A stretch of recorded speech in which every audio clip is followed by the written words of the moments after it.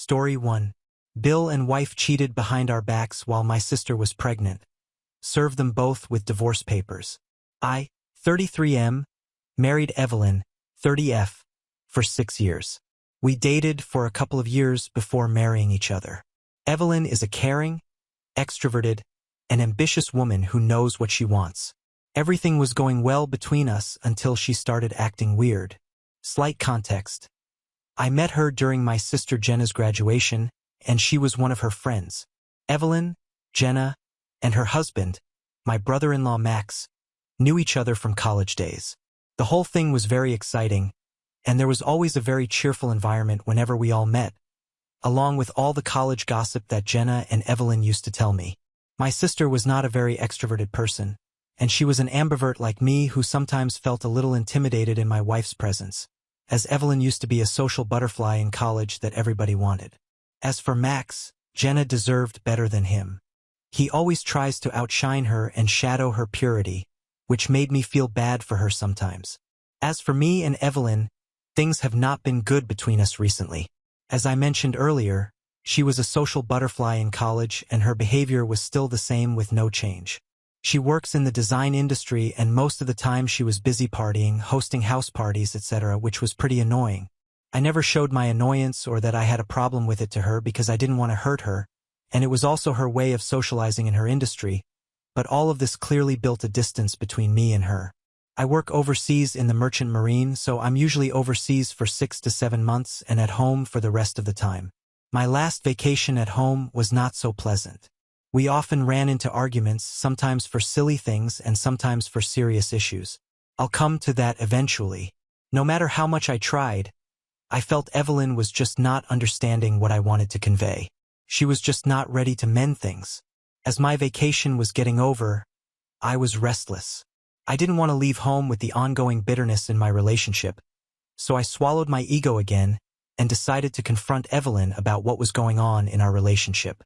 I made a special dinner for her, and she understood that I wanted to talk about something, but she was happy with the effort. I told her I don't have any problem with her going out with her friends, but I just didn't like her spending her entire night partying and then sleeping off for half of the next day nursing her hangover. I told her that I just wanted to spend some quality time with her as I was leaving for work in 10 days, and this whole time, I felt we were very distant from each other, and I don't like it when you stay far from me.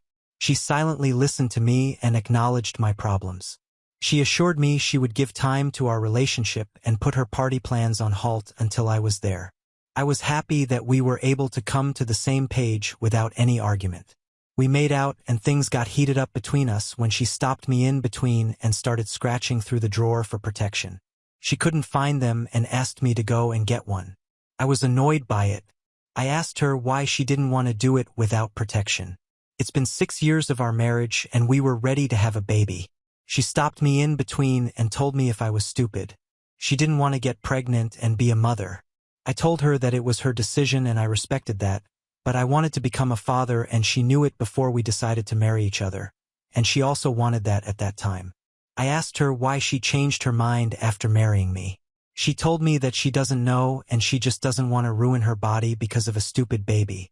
My blood boiled at her statement and I yelled at her to mind her language and stormed out of the room. She followed me outside shouting that I couldn't force her into this. I stopped in the hallway and told her that I was not forcing her for anything.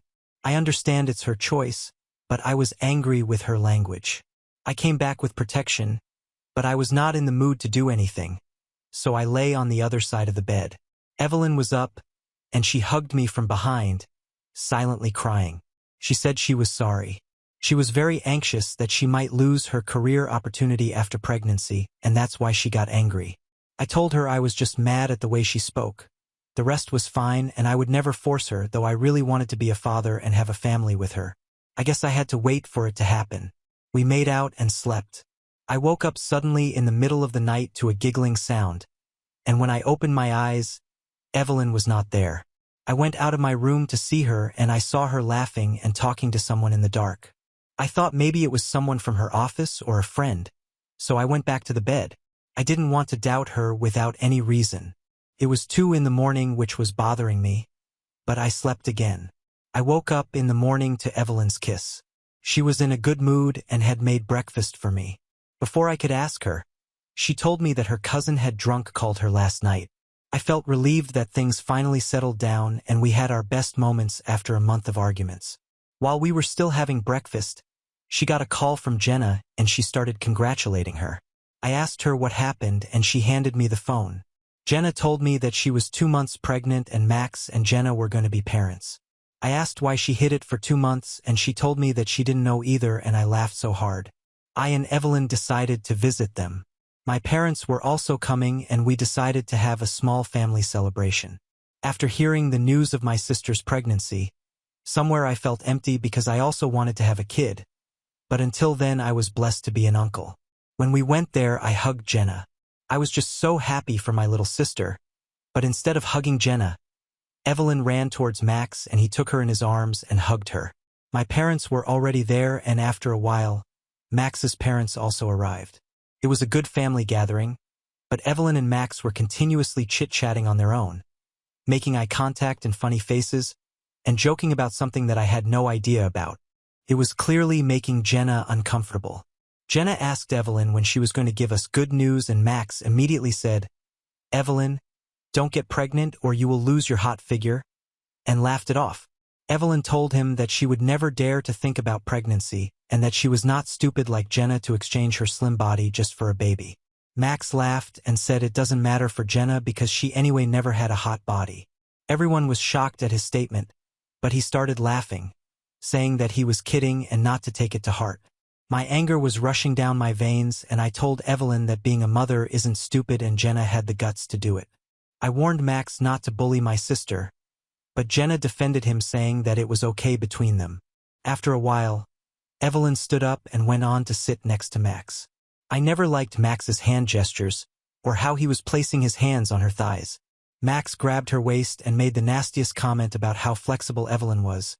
No doubt why every guy had eyes on her in college and how he wished Jenna to be flexible and dress like her. My rage was uncontrollable and I asked him to be respectful to my sister. I wanted to punch him but stopped myself from creating any scene. Evelyn gave a look at me and whispered that I was overreacting and that she was just joking. I told her that bashing someone's look isn't sarcastic but immoral. It was so frustrating that I went outside on the lawn to calm down. Evelyn understood and followed me outside. She asked me what happened. I held her arms tightly and said, "Ask Max not to touch you like that or else I'll smack his head." She asked me why I even married her when I couldn't handle her popularity, to which I replied that it was not popularity. Letting others touch you is cheap and classless. She bit her tongue and went inside. Even after this discussion, Evelyn didn't care to bother. When I went inside, I saw her feeding ice cream to Max. I told everyone that we were leaving and gestured at Evelyn to get up.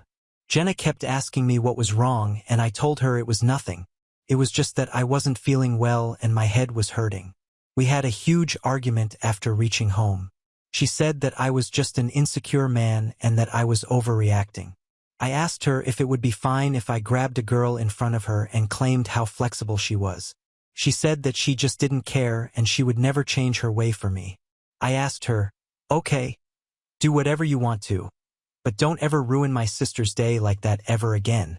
She said Jenna was her friend first before her husband's sister, and she never ruined her day and whatever happened was normal between them. We didn't talk for days after the argument because I realized there was no point in talking to her. She was just such an emotionless and inconsiderate person. 10 days passed in a blink and I had to leave for my job for another 6 months with a heavy heart. The night before I was leaving, she spoke to me and apologized for her behavior. I didn't say anything, just smiled and hugged her. I did not have a good feeling about it. I didn't even feel intimate with her. I was not even angry. I was just restless. It's been a week since I returned to work, but I don't feel right here as well. Somewhere I feel my marriage is crumbling and I cannot do anything about it. Update 1. I came back home 2 weeks ago after 3 months of deployment. Trust me, things have gotten messy and it was never like that before. Even though I used to be at work for 6 months, we never felt distant from each other.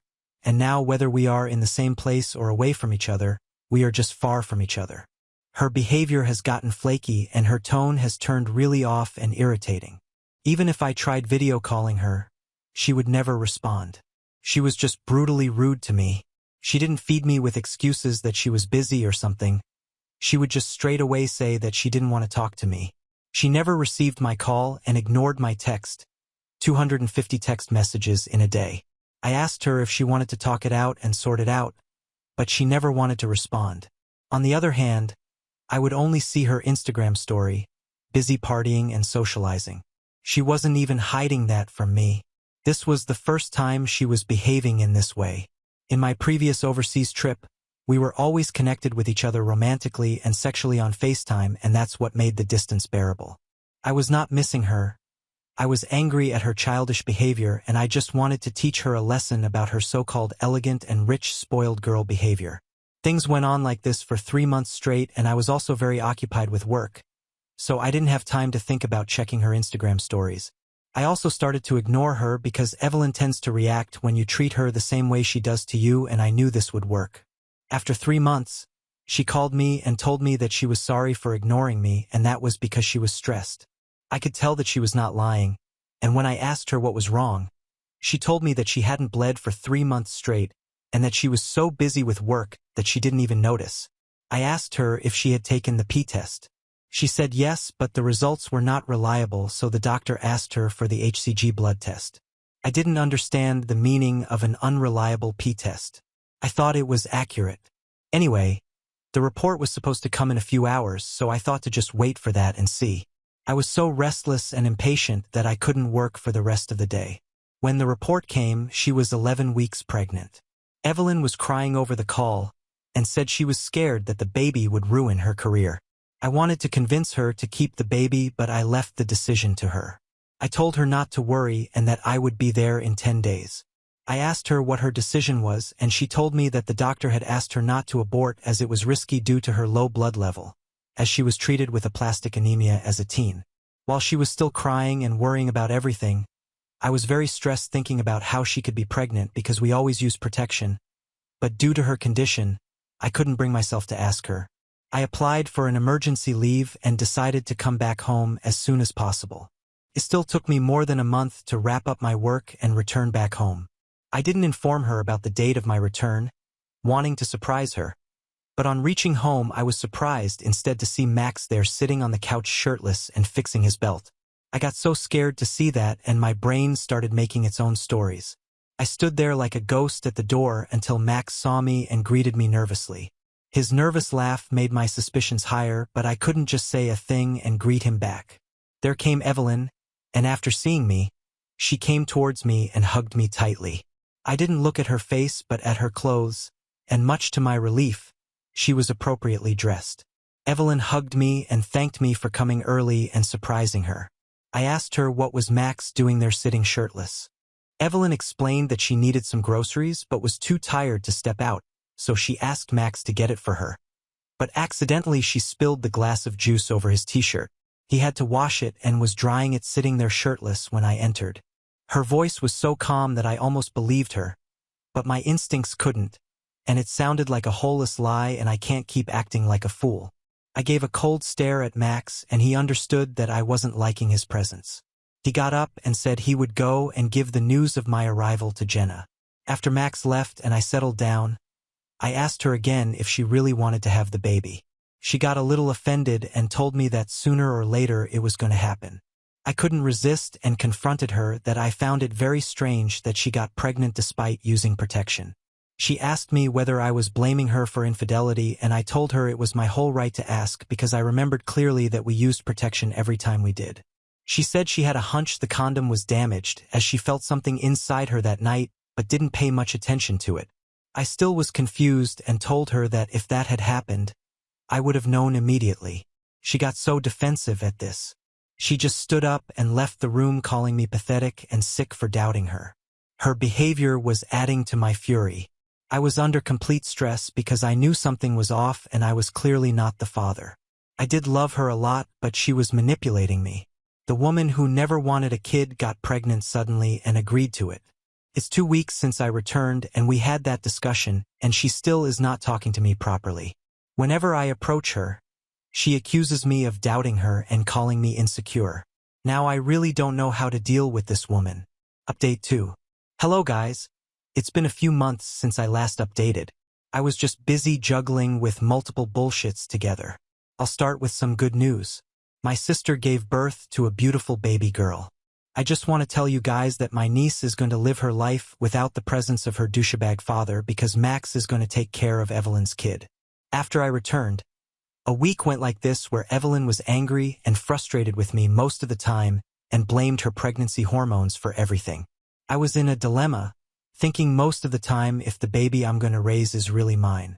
In the middle of all this, I got a call from my mother that Jenna's health was off, and she needed to get admitted ASAP. The next 1 week, I was busy taking care of Jenna. I mean, it was not like Max wasn't present, but his presence was useless as he was mostly not around her and busy somewhere else. God knows where. I wanted to talk to Jenna about my anxiety, but she was not in a state to absorb any shock. The doctor told us not to talk about anything that could trigger any stress, so I waited for the right time to talk to her about my issue. After a week, when Jenna's condition stabilized, she told me that she didn't want to meet Max and to divorce him immediately. Jenna held my hands and asked me to be strong and hear her out. My heart sank. I knew what was coming. She told me that after I left for work, Evelyn used to visit her often. It was usual for Evelyn to crash at Jenna's place as they usually used to hang out at her place in my absence. She said that eventually, she found Evelyn and Max so engrossed in each other that they forgot that Jenna existed and their behavior started bothering her. So she sneaked into Max's phone one day and saw Max and Evelyn's chats. They were just fooling around, from casual flirts to sharing hot and raunchy memes. Jenna confronted Max and Evelyn about that, and they both apologized to her and told her that it wouldn't happen again. I asked her why she didn't tell me about that. She said I was overseas and hence didn't want to bother me. She said that a day before I arrived, Evelyn came with flowers and stuff for Jenna, but she was asleep. When she woke up, she saw Max and Evelyn making out in the other room. She freaked out and that caused her bleeding. Her condition got worse and Max continued apologizing to her. She rushed to the hospital and within a few days, her condition stabilized. I lost my mind. I hugged Jenna and yelled that I was here at that time. Why didn't she tell me? She said that Evelyn was pregnant and she didn't want to ruin our relationship. At that time when her condition stabilized, she had a confrontation with Max and got to know that Evelyn was actually pregnant with his baby, and that blew her mind. She had a panic attack and her condition worsened to the extent that she almost lost her baby. She wanted to call me and tell me, but due to her anxiety, she just didn't know what to do and rushed to the hospital. From there, she called Mom, and that's how we all got to know that she was unwell. God knows where Max was all this while, maybe inside my wife's skirt. I don't know what else to say. My sister and I cried our hearts out like toddlers holding each other. I couldn't imagine the pain she carried on her shoulder knowing her husband was never loyal. I didn't think any further and decided to divorce Evelyn as soon as possible, but I also wanted to beat the shit out of Max. I called my father and explained everything. I asked him to start the process of getting divorce papers for me and for Jenna as well. I also asked him to mention the full custody of Jenna's unborn child to Jenna solely in the divorce terms, as I don't want Max's involvement in Jenna's life or her baby's. That night when I reached home, I saw Evelyn crying on the couch. She looked at me and said that I always wanted her to be a mother, but now when I was neglecting her. I laughed and told her that I wanted her to be pregnant with my child and not Max's child. She remained silent.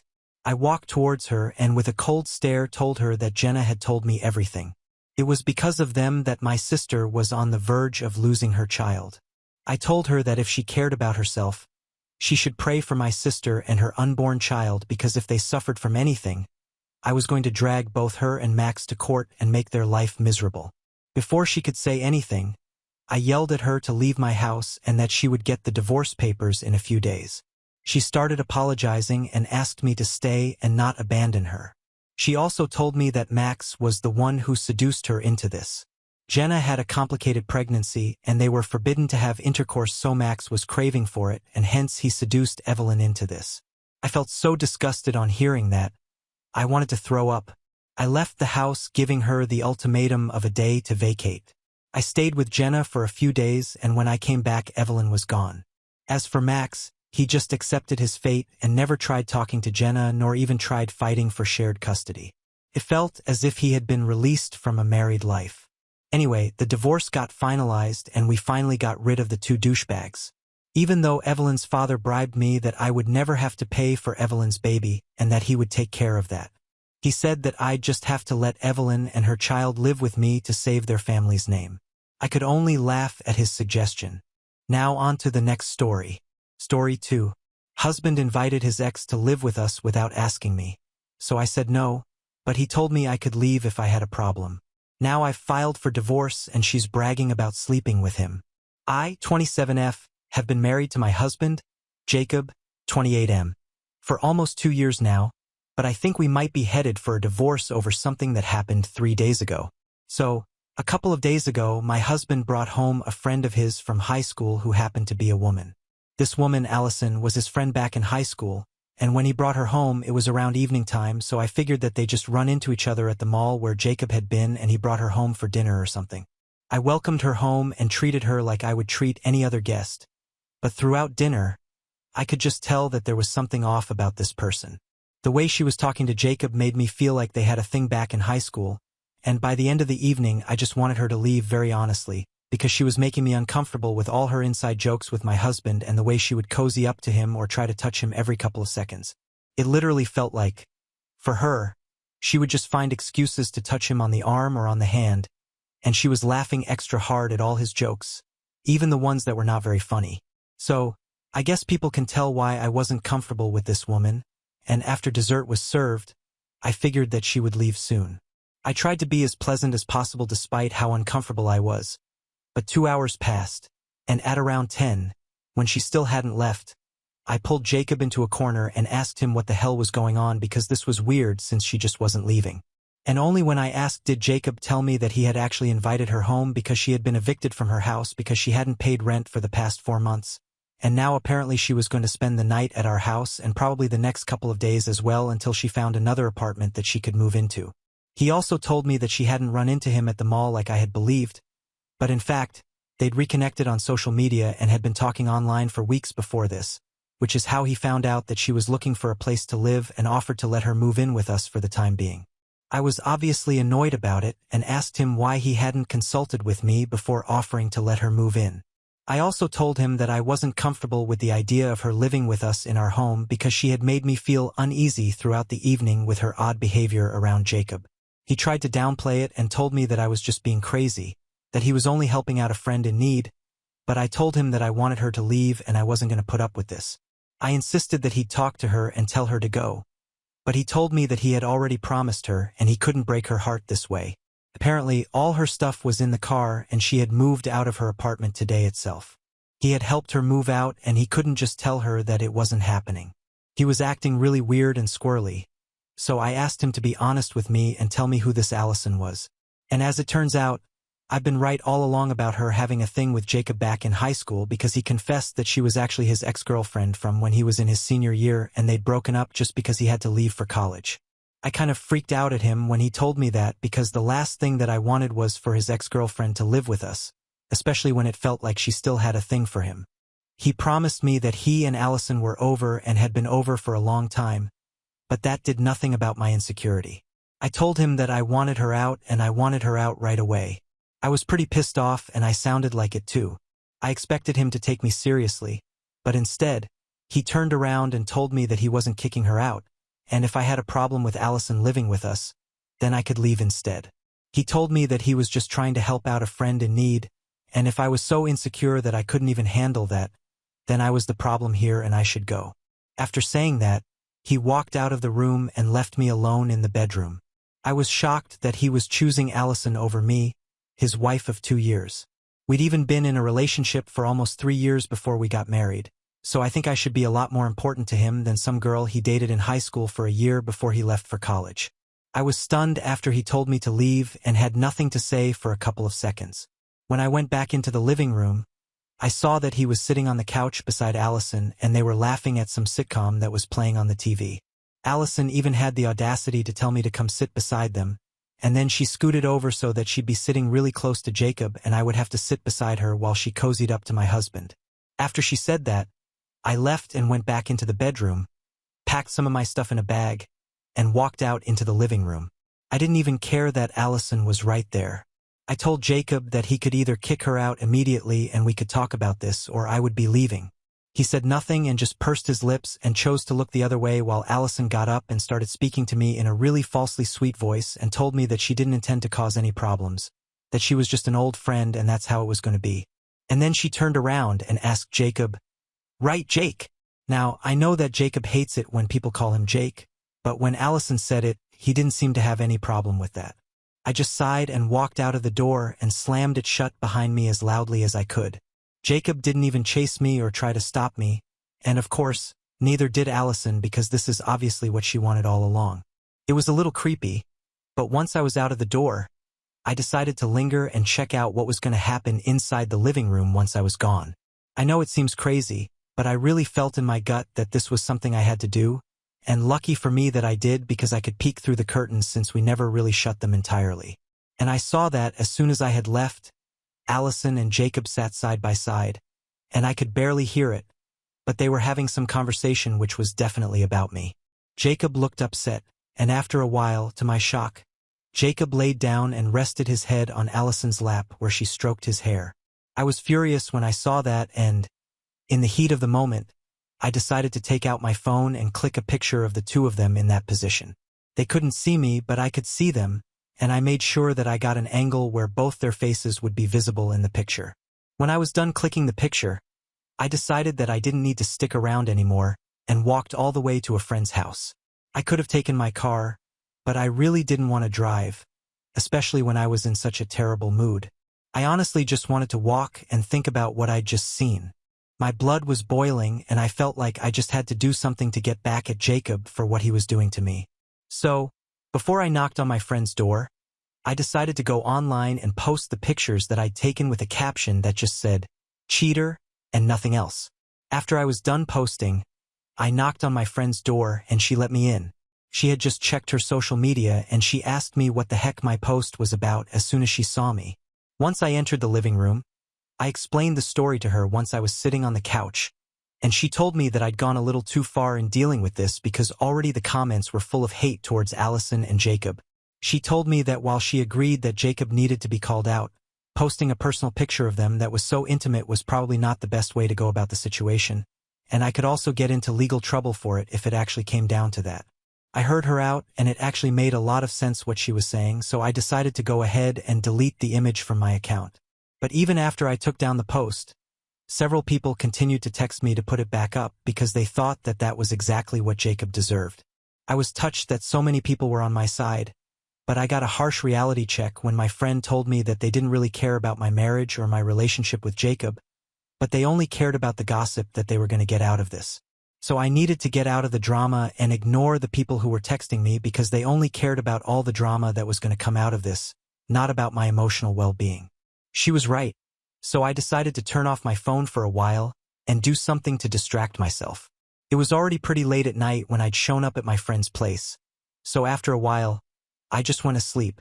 When I woke up the next morning, my friend told me that Jacob was waiting for me outside in the living room.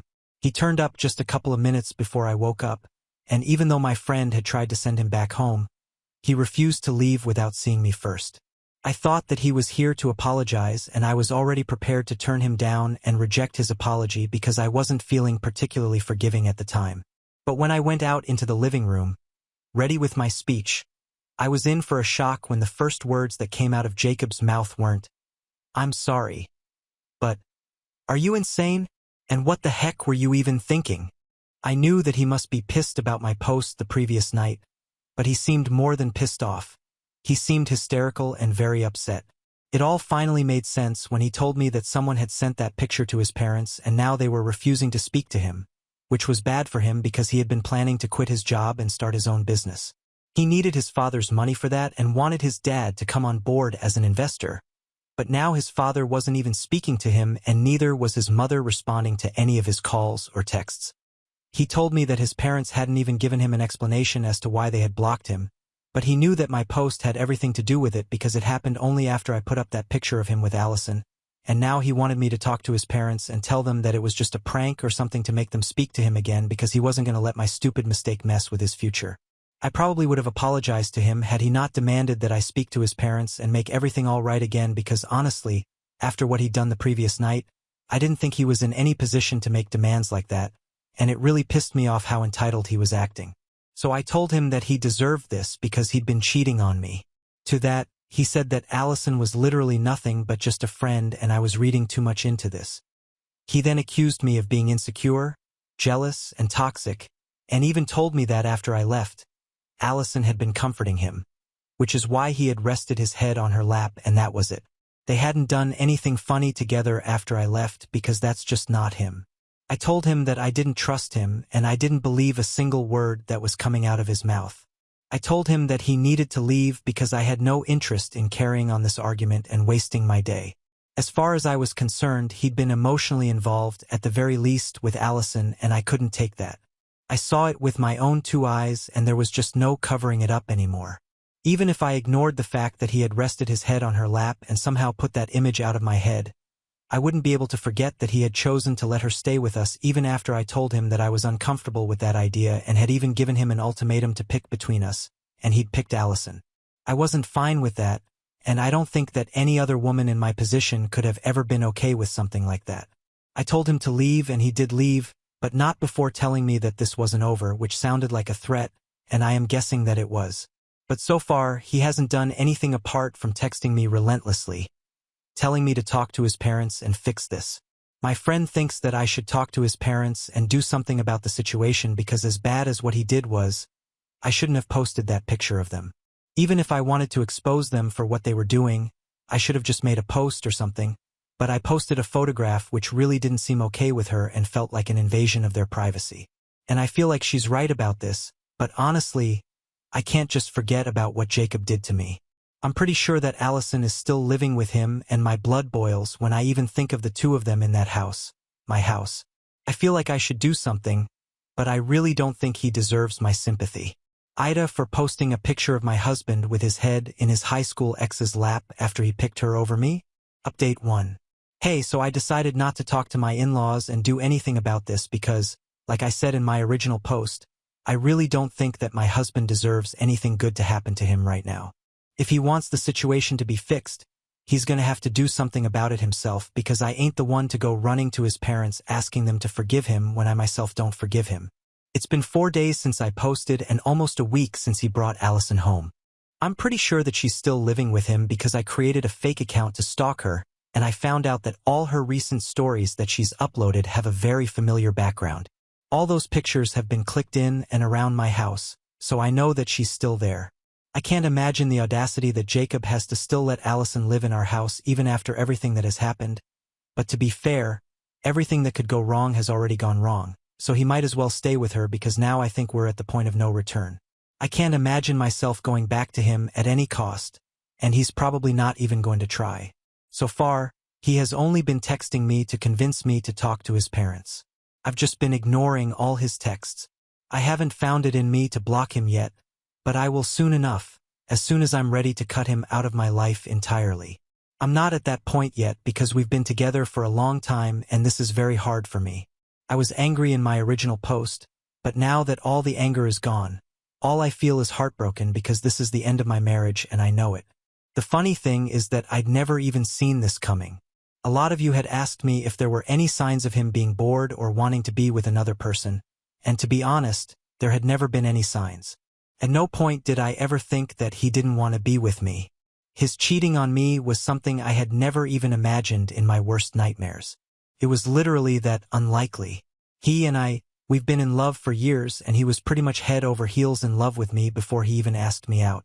It was me who took a while to say yes to him, but once we were together, there was just no looking back. And now this is where it ends. I really never could have seen this coming. So to say that I'm shattered wouldn't be enough to explain how I really feel about my marriage ending like this. My friends have been very supportive, and so have my parents, and I am grateful for that. I just hope that I'm able to stay strong through the divorce as well. I've already filed for divorce. It's been a day since then, and I have got to say, I don't feel as relieved and confident as I thought I would. All I feel is stressed out and worried about what is going to happen. I'm still living with my friend and I'm working from home because I don't have the energy to go outside right now.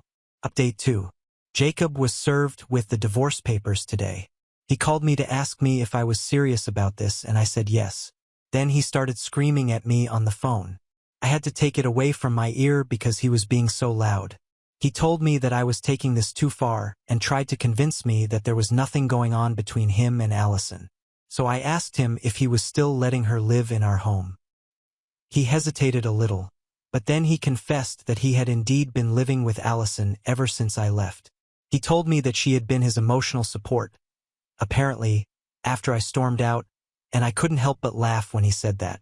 I pointed out the irony in what he was saying because had it not been for Allison and their weird little friendship, then he probably never would have needed any emotional support in the first place.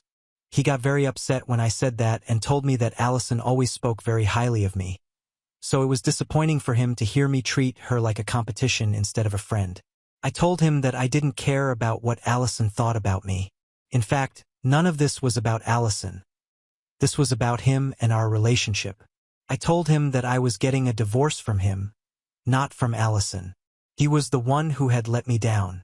I couldn't care less about that woman even if I tried to, but I did expect certain things from my husband and he had failed to live up to those expectations. I expected a certain amount of loyalty from him and I expected him to prioritize my feelings and our marriage over his friendship with his high school ex-girlfriend. He told me that I was being unfair and unreasonable. He told me that Allison was literally nothing but a friend yet again, as if that was going to change anything. He then asked me what I would do if I had been in the same position as him where a friend of the opposite gender had asked me for help. I told him truthfully that I would have tried to help to the best of my abilities, but if my husband felt uncomfortable, then I wouldn't hesitate to pick my marriage over my friendship. To me, my marriage was the top priority, and he had shown me that it was not the same for him. I would rather be with someone who I was on the same page with, especially about important things like this. He began to sound really exasperated and told me that I was getting way too emotional about these things and that I needed to learn to deal with my feelings like an adult instead of being a baby, crying and then storming out without even a discussion just because things were not going my way. He tried to then lecture me about how life isn't fair and blah blah blah, but I wasn't interested in hearing that, so I disconnected the call. I was about to block him when he sent me a text saying that I was being immature and that I really wasn't the victim here. If anything, he was the victim because thanks to my irrational decision to post that picture, his parents were not speaking to him anymore and he had to put his business idea on hold. He told me that he expected an apology at the very least from me, but he hadn't even received that and instead, I'd sent him divorce papers just to make him feel bad for helping a friend. So, I texted back instantly and told him that I was really sorry for posting that picture, and then I said that to make it even, I'll just post a picture of myself with my guy friends where I'm being inappropriately close with them. Maybe that'll help him see things how I see it. And then I blocked him. So that's done with. Update 3. Well, we're in the middle of settlement negotiations right now. There's still a while to go before the divorce is finalized. But yesterday I received a text from Allison saying that she was really sorry because she'd accidentally ended up sleeping with Jacob. She claimed that he had been having a really hard time with the divorce and everything, so she was trying to comfort him and it just happened. Of course, I didn't buy any of it and I knew that she was saying it just to rub it in my face. There was no way that they were doing this for the first time after living together for more than 3 weeks. But I didn't care because I was getting rid of him and she was going to be stuck with him. She could keep him. I didn't really want him anymore anyway, and I'm sure that a guy who has cheated once will cheat again without a second thought. Besides, if he cheated on me, his wife of 2 years, then Allison would have to be pretty delusional to believe that he wasn't going to cheat on her at some point. But whatever, it's just none of my business anymore. I'm out of here. Now on to the next story. Story 3. I thought I had the perfect life until I found out my wife's double life. I, a 44-year-old male, recently discovered that my wife, a 39-year-old female, has been cheating on me. A few days ago, my 14-year-old told me about the affair. I reassured her that everything is okay and that her mother and I will explain it to her. I'm considering telling her that her mother and I have an open relationship to keep the truth hidden, so it doesn't seem like she cheated on me. I've been going through the motions, feeling numb. My wife is still staying at her parents' place and barely communicating with me. Now I understand why. Maybe if I confront her about the affair, she'll end it and come back home. We have a good life together and we're good for each other. I feel like I'm just rambling on right now. If this happened to my brother and I saw him talking like I am now, I would grab him and give him a reality check. I've seen movies, heard stories, and watched shows where couples talk about overcoming infidelity. I used to think they were foolish and should just get a divorce. I always said I would never forgive my wife if she cheated on me, but now I find myself in the same situation and sounding just like those people. So far, from what I've seen, it was just emotional involvement and exchanging explicit photos. But my daughter discovered many pictures, and I've only seen about 4 of them. There are at least 30 pictures in total. As I go through the remaining photos, I fear it will confirm that my wife has been having this affair for a long time, and it raises doubts about whether my daughters are biologically mine. If I make this public, it won't just turn my world upside down, but it will also have a profound impact on my daughters. I don't want to hurt them in that way. I only eat when my daughters are around to maintain the illusion that everything is fine. But when I'm alone, I feel nauseous and tremble. This isn't just some teenage relationship. This is the woman I've built my entire life with. Deep down, I know what I should do, but I don't want to face it. I have 5 kids, but there's a chance that 3 of them, maybe even all 5, are not biologically mine. The twins and the one my soon-to-be ex-wife is pregnant with. I'm still waiting for the results to confirm. I know she's still involved with the guy who might be their father, and it's likely that he'll want to be in their lives once the divorce is finalized. But I love these girls with all my heart. I've been their dad for 5 years. Every time I hear their voices and see their smiles, they bring so much joy to my life. I know it might sound foolish, but I genuinely care for these girls. After a while, the DNA test results are in, and it's not good news. The twins and the newborn are not biologically mine. I confronted my wife about the affair, and while she expressed remorse, she doesn't regret it because she loves the other man. Shockingly, her parents were aware of the affair long before I found out. They were actually facilitating their meetings by allowing my wife, soon-to-be ex-wife, and her affair partner to meet at their home. It's baffling why her parents would assist her instead of being decent people. They didn't want to risk facing humiliation, especially considering their heavy involvement in the local church. Additionally, they didn't want to separate the twins from their biological father. My 14-year-old and 10-year-old kids are currently staying with my brother and sister-in-law. I just don't have the emotional strength to take care of them right now. They harbor strong resentment towards their mother and refuse to communicate with her. Both of them are undergoing therapy to help them cope. I attempted to take the twins with me so they could be with their sisters, but my wife strongly opposed it and begged me not to. As I was leaving, I noticed the AP, affair partner, heading towards my in-laws' house in his car, so it's likely that he's with my wife at the moment. AP was also married, and I've been in touch with his wife, who informed me that she's filing for divorce. I haven't asked her if AP has made any efforts to reconcile, and honestly, I couldn't care less. Screw him, screw my wife, screw my stupid in-laws. I always thought my in-laws were uptight a-holes anyway. I'm actually glad they're facing social isolation and being shamed. My mother-in-law and father-in-law have been expelled from the church, and it seems like the church's social media page has deleted any trace of them. I take pleasure in their humiliation since it's the one thing they were most afraid of. Mother-in-law called me, crying, asking me to fix the situation, as if there's something to fix. Father-in-law wanted me to work things out, but I simply asked him if he would be so eager to reconcile if he were in my shoes. He responded with silence before hanging up. My wife keeps trying to contact me, but I'm ignoring her. I can't help but feel a little satisfaction seeing how desperate she is to reach me. I have no idea what she wants, and I'm in no rush to talk to her anytime soon. I know I'll have to eventually, though. Before I received the results, I was ready to take her to court and fight for custody of the twins. I feel pathetic. Going to work is a struggle. My coworkers look at me with pity, and I've stopped grocery shopping altogether. I can sense people staring and whispering about me. Since this whole thing came out, I've lost around 15 pounds. I can hardly sleep at night, and therapy doesn't seem to be helping much. This has been the absolute worst year of my life. Sometimes I wish I had kept my mouth shut in the car a few months ago. If I had, I could be enjoying time with a newborn and decorating our home. The house is so quiet. It should be filled with the sounds of my daughters laughing or arguing. I should be busy changing a diaper. I should be hearing my wife belting out tunes, trying to outdo Mariah Carey. The house should smell sweet and feel warm.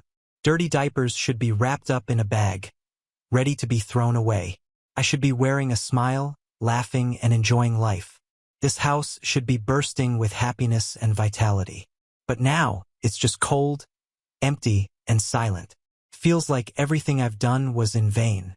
I had a tough childhood, and all I wanted was a happy adulthood. But it seems like I can never catch a break. I always end up losing. I don't feel like a man anymore. I don't even feel human. Update. All this soul-searching and regret. It's like being trapped in a maze with no exit. But then a change comes. A revelation. A moment of clarity. Life doesn't have to end here. My life doesn't have to end here. I am not my failures. I am not my broken marriage, and I'm definitely not defined by my wife's betrayal. The realization sets in. The harsh truth that my wife wasn't the person I thought she was. Instead of living up to her vows, she used her parents' house as a den for her infidelity. And her parents, who I thought were our well-wishers, were no better, providing her and her lover the space to tarnish our marriage. After everything that happened, the divorce was inevitable. I won the custody of my 2 daughters, and we set off on a new journey. I changed my number, packed up our lives, and moved to a different state to start anew. I wanted to give my children a fresh start, away from the toxicity and the memories of their mother's betrayal. Life's been better. I started rebuilding our lives step by step. I created a safe and loving home for my daughters. I returned to work, invested myself fully in it, and in time the pain began to dull. My girls resumed school, and slowly, we found our new normal. Meanwhile, I heard news from my old friends that my ex-wife was struggling. She was left with the twins and a newborn. Her affair partner vanished after the divorce, and she had to move back with her parents. She was trying to get in touch with me, asking my friends about my whereabouts, but I'd moved on and decided to never let her back into my life. She deserved to face the consequences of her actions. It was clear that she was struggling, and I couldn't help but feel a sense of satisfaction. She had brought this misery upon herself, and it was her own doing. Felt like a taste of sweet justice. But then, I couldn't ignore the fact that the twins and the newborn were caught in the middle. They were innocent in all of this. However, I had to remind myself that they were not my responsibility. They were the responsibility of their father, the man she chose over our family. Overcoming the betrayal was tough, but every day brought new strength. I saw my daughters growing into strong individuals, and their happiness became my solace. As I watched them, I felt a sense of accomplishment. I had been their rock during the most turbulent times, and I felt proud of how well they handled the changes. In the end, I realized that it wasn't me who lost in this whole scenario. I found my strength, my peace, and a second chance to live my life on my terms. On the other hand, my ex-wife lost a loyal husband, a loving family, and a peaceful life. Now as I sit in my new home, my daughters playing in the next room, their laughter echoing around, I realize that I am far from defeated. I feel more like a man than ever, a man who faced adversity and came out stronger. My ex-wife's betrayal didn't break me, it made me. This is the new reality, the reality I chose, and it is one I wouldn't trade for anything. Now on to the next story. Story 4. I moved in with my boyfriend when he promised to propose, but found out he's had the ring for 6 months. Now that he's finally planning to propose, I don't love him anymore. I'm in a really weird situation, and I don't know what to do. My partner and I have been together for about 3 years now. We met at this small food festival in a town a couple hours away from where we live now. He was there with some friends. I was there with my sister, and we just kind of hit it off. It wasn't some magical rom-com moment or anything, but we exchanged numbers and started dating pretty soon after. When we first met, I wasn't even looking for a relationship. I had gotten out of a pretty serious thing about 6 months before and was just enjoying being single. My sister practically dragged me to this food festival because she didn't want to go alone. I remember it was raining earlier in the day and I almost bailed, but she guilted me into going. Funny how life works sometimes. Anyway, my now partner was standing in line for this food truck that had these amazing-looking tacos. I got in line behind him, and we just started chatting about which tacos looked best. His friends had wandered off to get beer or something, so he was alone. We ended up sitting at the same picnic table to eat our food, and the conversation just flowed really naturally. My sister kept giving me these obvious, "he's cute" looks, which was embarrassing, but whatever. Before we left, he asked for my number. I hesitated for a second, but something made me give it to him. He texted me that same night to say he enjoyed meeting me, and we set up our first date for the following weekend. Things were good, like really good, for a while. He's smart, has a stable job, is funny when he wants to be, and generally treats me well. I thought we were on the same page about our future. We talked about marriage, kids, all that stuff you're supposed to talk about when you're serious. For the first year or so, everything seemed perfect. We rarely argued, we had similar interests, and we just enjoyed spending time together. He would come over to my place a lot since I had a nicer apartment that I shared with my friend from college. His place was this tiny studio that barely fit his stuff, let alone two people comfortably. He met my parents after about 4 months and they liked him well enough. My dad is hard to impress, but even he thought my partner was a decent guy, which is basically a glowing endorsement coming from him. I met his parents a month later. His mom was super welcoming, but his dad seemed kind of indifferent. My partner later told me his dad is just like that with everyone, so I tried not to take it personally. About a year and a half ago, he started dropping hints about proposing soon. He'd casually mention marriage when we'd see other couples getting engaged or make comments about what our wedding might be like. He'd ask questions about what kind of rings I liked, and I was honestly excited. I even told my sister about the rings I liked. More on that later. I remember one night we were watching some terrible reality show where someone proposed, and he turned to me and said, "When I propose, it won't be like that. It'll be something meaningful." I was so excited I could barely sleep that night, thinking it might happen any day, but soon never seemed to arrive. Whenever I gently asked about our timeline, he'd say something vague like, "It's coming," or "I'm working on it." But nothing concrete ever materialized. At first, I was anxious about it, then hopeful every time we'd go somewhere nice, then excited when special occasions would come around, and then eventually I just stopped caring. There was this one time, maybe a year ago, when we went to this fancy restaurant for our anniversary. I was sure he was going to propose. He was acting nervous all night, kept checking his pocket, and even the waiter gave us this knowing smile. But then dinner ended, we went home, and nothing.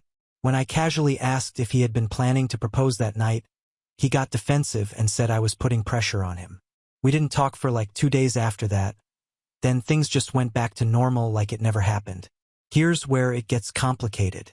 A few months after all these hints started, he told me that he wouldn't propose until we lived together first.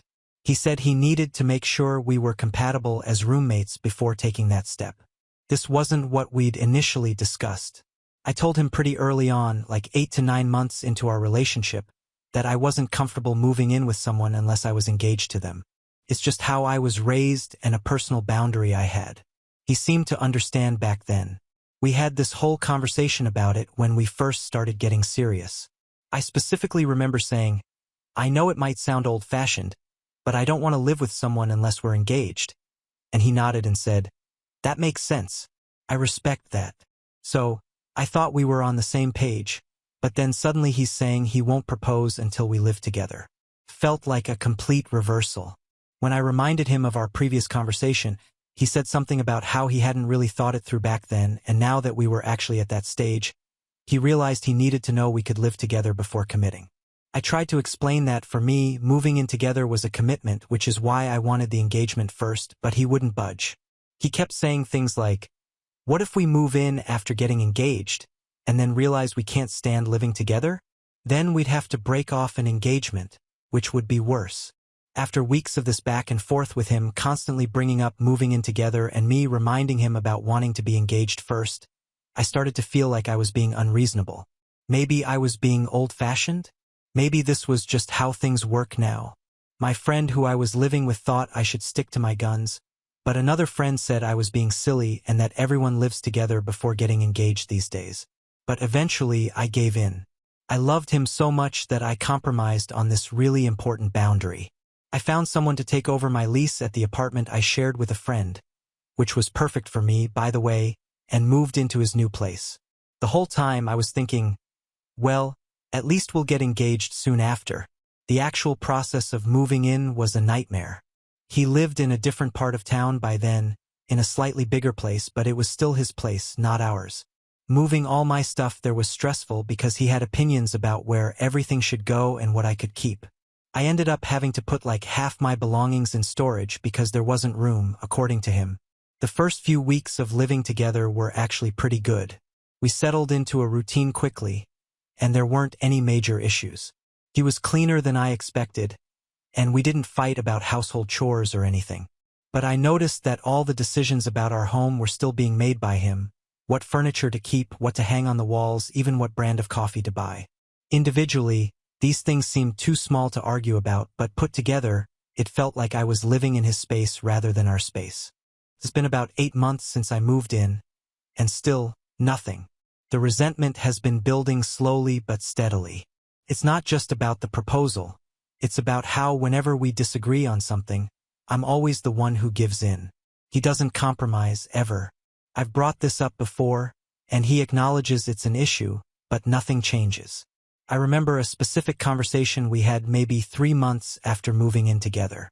We were deciding where to go for a weekend trip, and I wanted to go to the beach while he wanted to go hiking.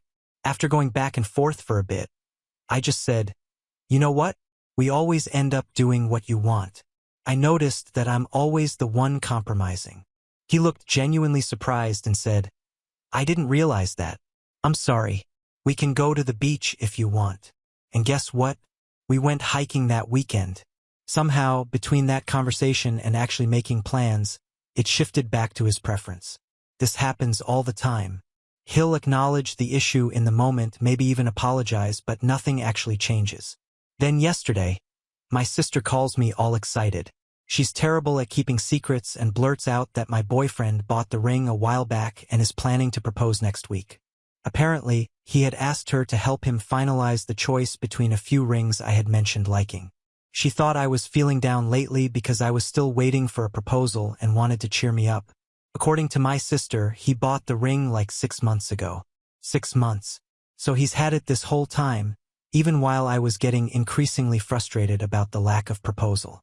She said he wanted her opinion on which one I'd like best out of the ones I had mentioned, and she helped him pick the perfect one.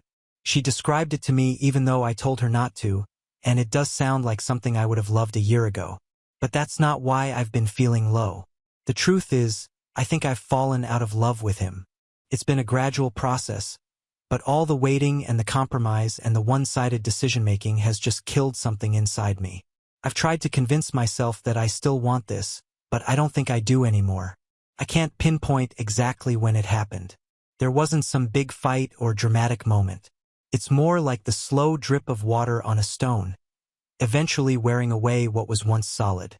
I realized a few weeks ago that I don't get excited when he texts me anymore. I don't look forward to him coming home from work. Sometimes I even find myself wishing for some alone time when he's around. Last month, I went to visit my parents for a weekend by myself, and I felt this enormous sense of relief being away from him. That should have been a huge red flag, but I brushed it off as just needing some space. But now I'm wondering if it was more than that. He's been talking about having an autumn wedding and seems genuinely excited now. He's arranged this whole mini trip back to the town where we met, which makes sense now. He's been trying to get me to take time off work for this, but I couldn't get the leave approved. I know exactly when and where he's going to propose now, and the thought just fills me with dread rather than joy. He's put a lot of thought into this proposal from what my sister says.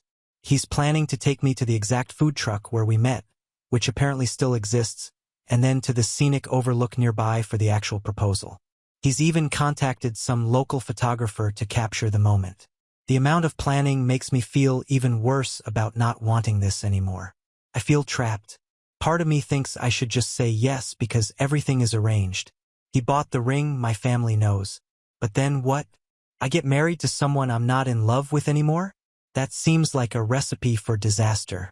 My sister is so excited about this whole thing. She keeps texting me random wedding-related stuff now that she thinks I know about the proposal. My mom called the other day and made some comment about how she always knew he was the one for me, which makes me think my sister told her too.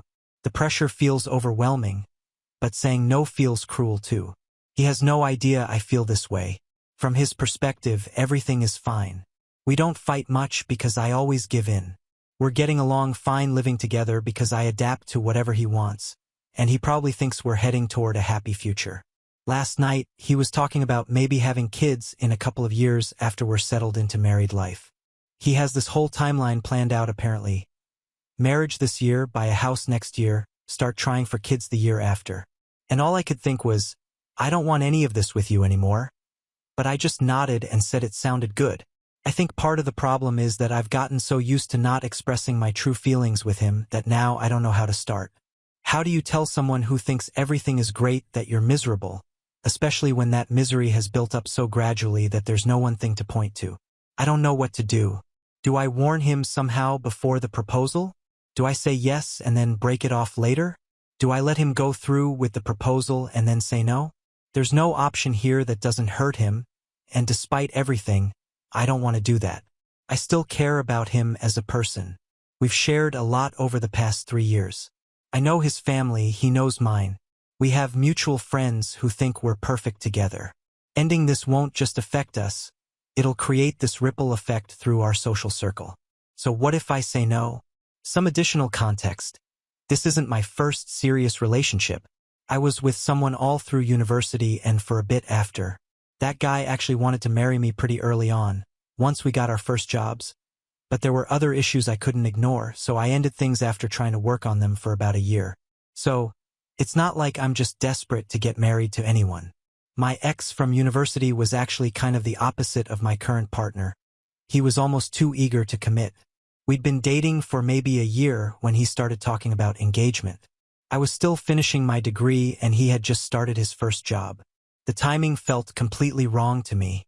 Plus, he had this jealousy issue that was becoming problematic. He would get upset if I spent too much time with my friends or stayed late at the library. I tried working with him on it, even suggested couples counseling, but he didn't see it as a big deal. Eventually, I realized I couldn't spend my life with someone who didn't trust me, no matter how much he wanted to get married. Anyway, back to my current situation. I haven't been subtle about the engagement thing. I've directly asked him several times over the past year and a half what's holding things up when he kept saying soon, and he always assured me it was coming. It wasn't until after I moved in that he finally admitted he had been waiting for us to live together first, even though he already had the ring. There was this one conversation maybe 4 months ago when I just flat out asked him, "Do you still want to marry me? Because you keep saying it's happening soon, but then nothing happens?" And he got this panicked look on his face and said, "Of course I do. I'm just waiting for the perfect moment." Which now seems like a complete lie since he apparently had the ring already and was just waiting for me to move in, despite knowing how I felt about that. I think what bothers me most is that I can't trust him to be straightforward about important things now. If he's known all along that he wouldn't propose until we lived together, why not just say that instead of stringing me along? And if he can do that with something this important, what else might he be misleading me about? I don't know what to do, and I feel like whatever choice I make, I'm the villain here. If I say yes, I'm lying to him. If I say no, I'm humiliating him after he's planned this whole thing.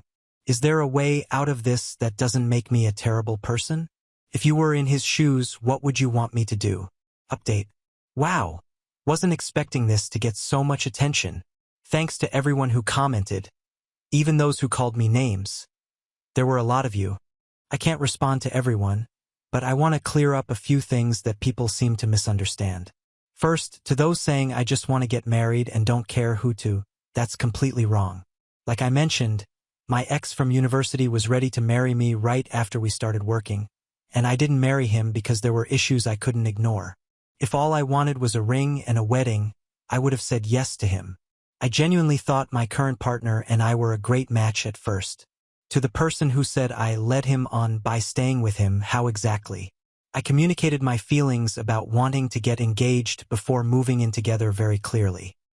He's the one who kept saying he would propose soon without doing it. If anyone was led on, it was me. And to all the people saying I'm making a huge mistake because good men are hard to find. Is he really that good if he ignores my boundaries and never compromises? I'm not looking for perfection, but basic respect for my feelings doesn't seem like too much to ask. Anyway, a lot has happened since my original post. I decided that pretending everything was fine until the proposal and then saying no would be cruel, so I talked to him on Saturday night. I told him I couldn't be with him anymore. I had been stressing about having this conversation for days. I even wrote out what I wanted to say on my notes app so I wouldn't forget anything important. I waited until after dinner, which he cooked, making me feel even worse, and then asked if we could talk. He immediately looked nervous, which almost made me back out, but I knew I had to go through with it. I started by saying I cared about him deeply, but that I didn't think we should be together anymore. I explained that I felt like my needs and boundaries hadn't been respected, especially with the whole moving in before engagement thing. He didn't take it well, obviously. He said I blindsided him and that he thought we both wanted a future together. At first, he claimed he didn't know what he did wrong, and I had to explain to him about always having his way and knowing I was uncomfortable moving in before engagement but pressuring me anyway. When I pointed out that I always end up compromising while he never does, he admitted that yes, he knew it was an issue but didn't think it was something to break up over. The conversation lasted for hours. He went through what felt like every stage of grief right in front of me. First, he was shocked and in denial, saying things like, "You can't be serious," and "This is coming out of nowhere." Then he got angry, accusing me of wasting his time and leading him on. At one point, he even said, "So you're leaving me right before I was going to propose? That's just great timing." Which, by the way, confirmed that he knew exactly what he was doing by making me wait all this time. He knew I was getting frustrated, but he stuck to his arbitrary timeline anyway. After the anger came the bargaining. He started promising all sorts of changes.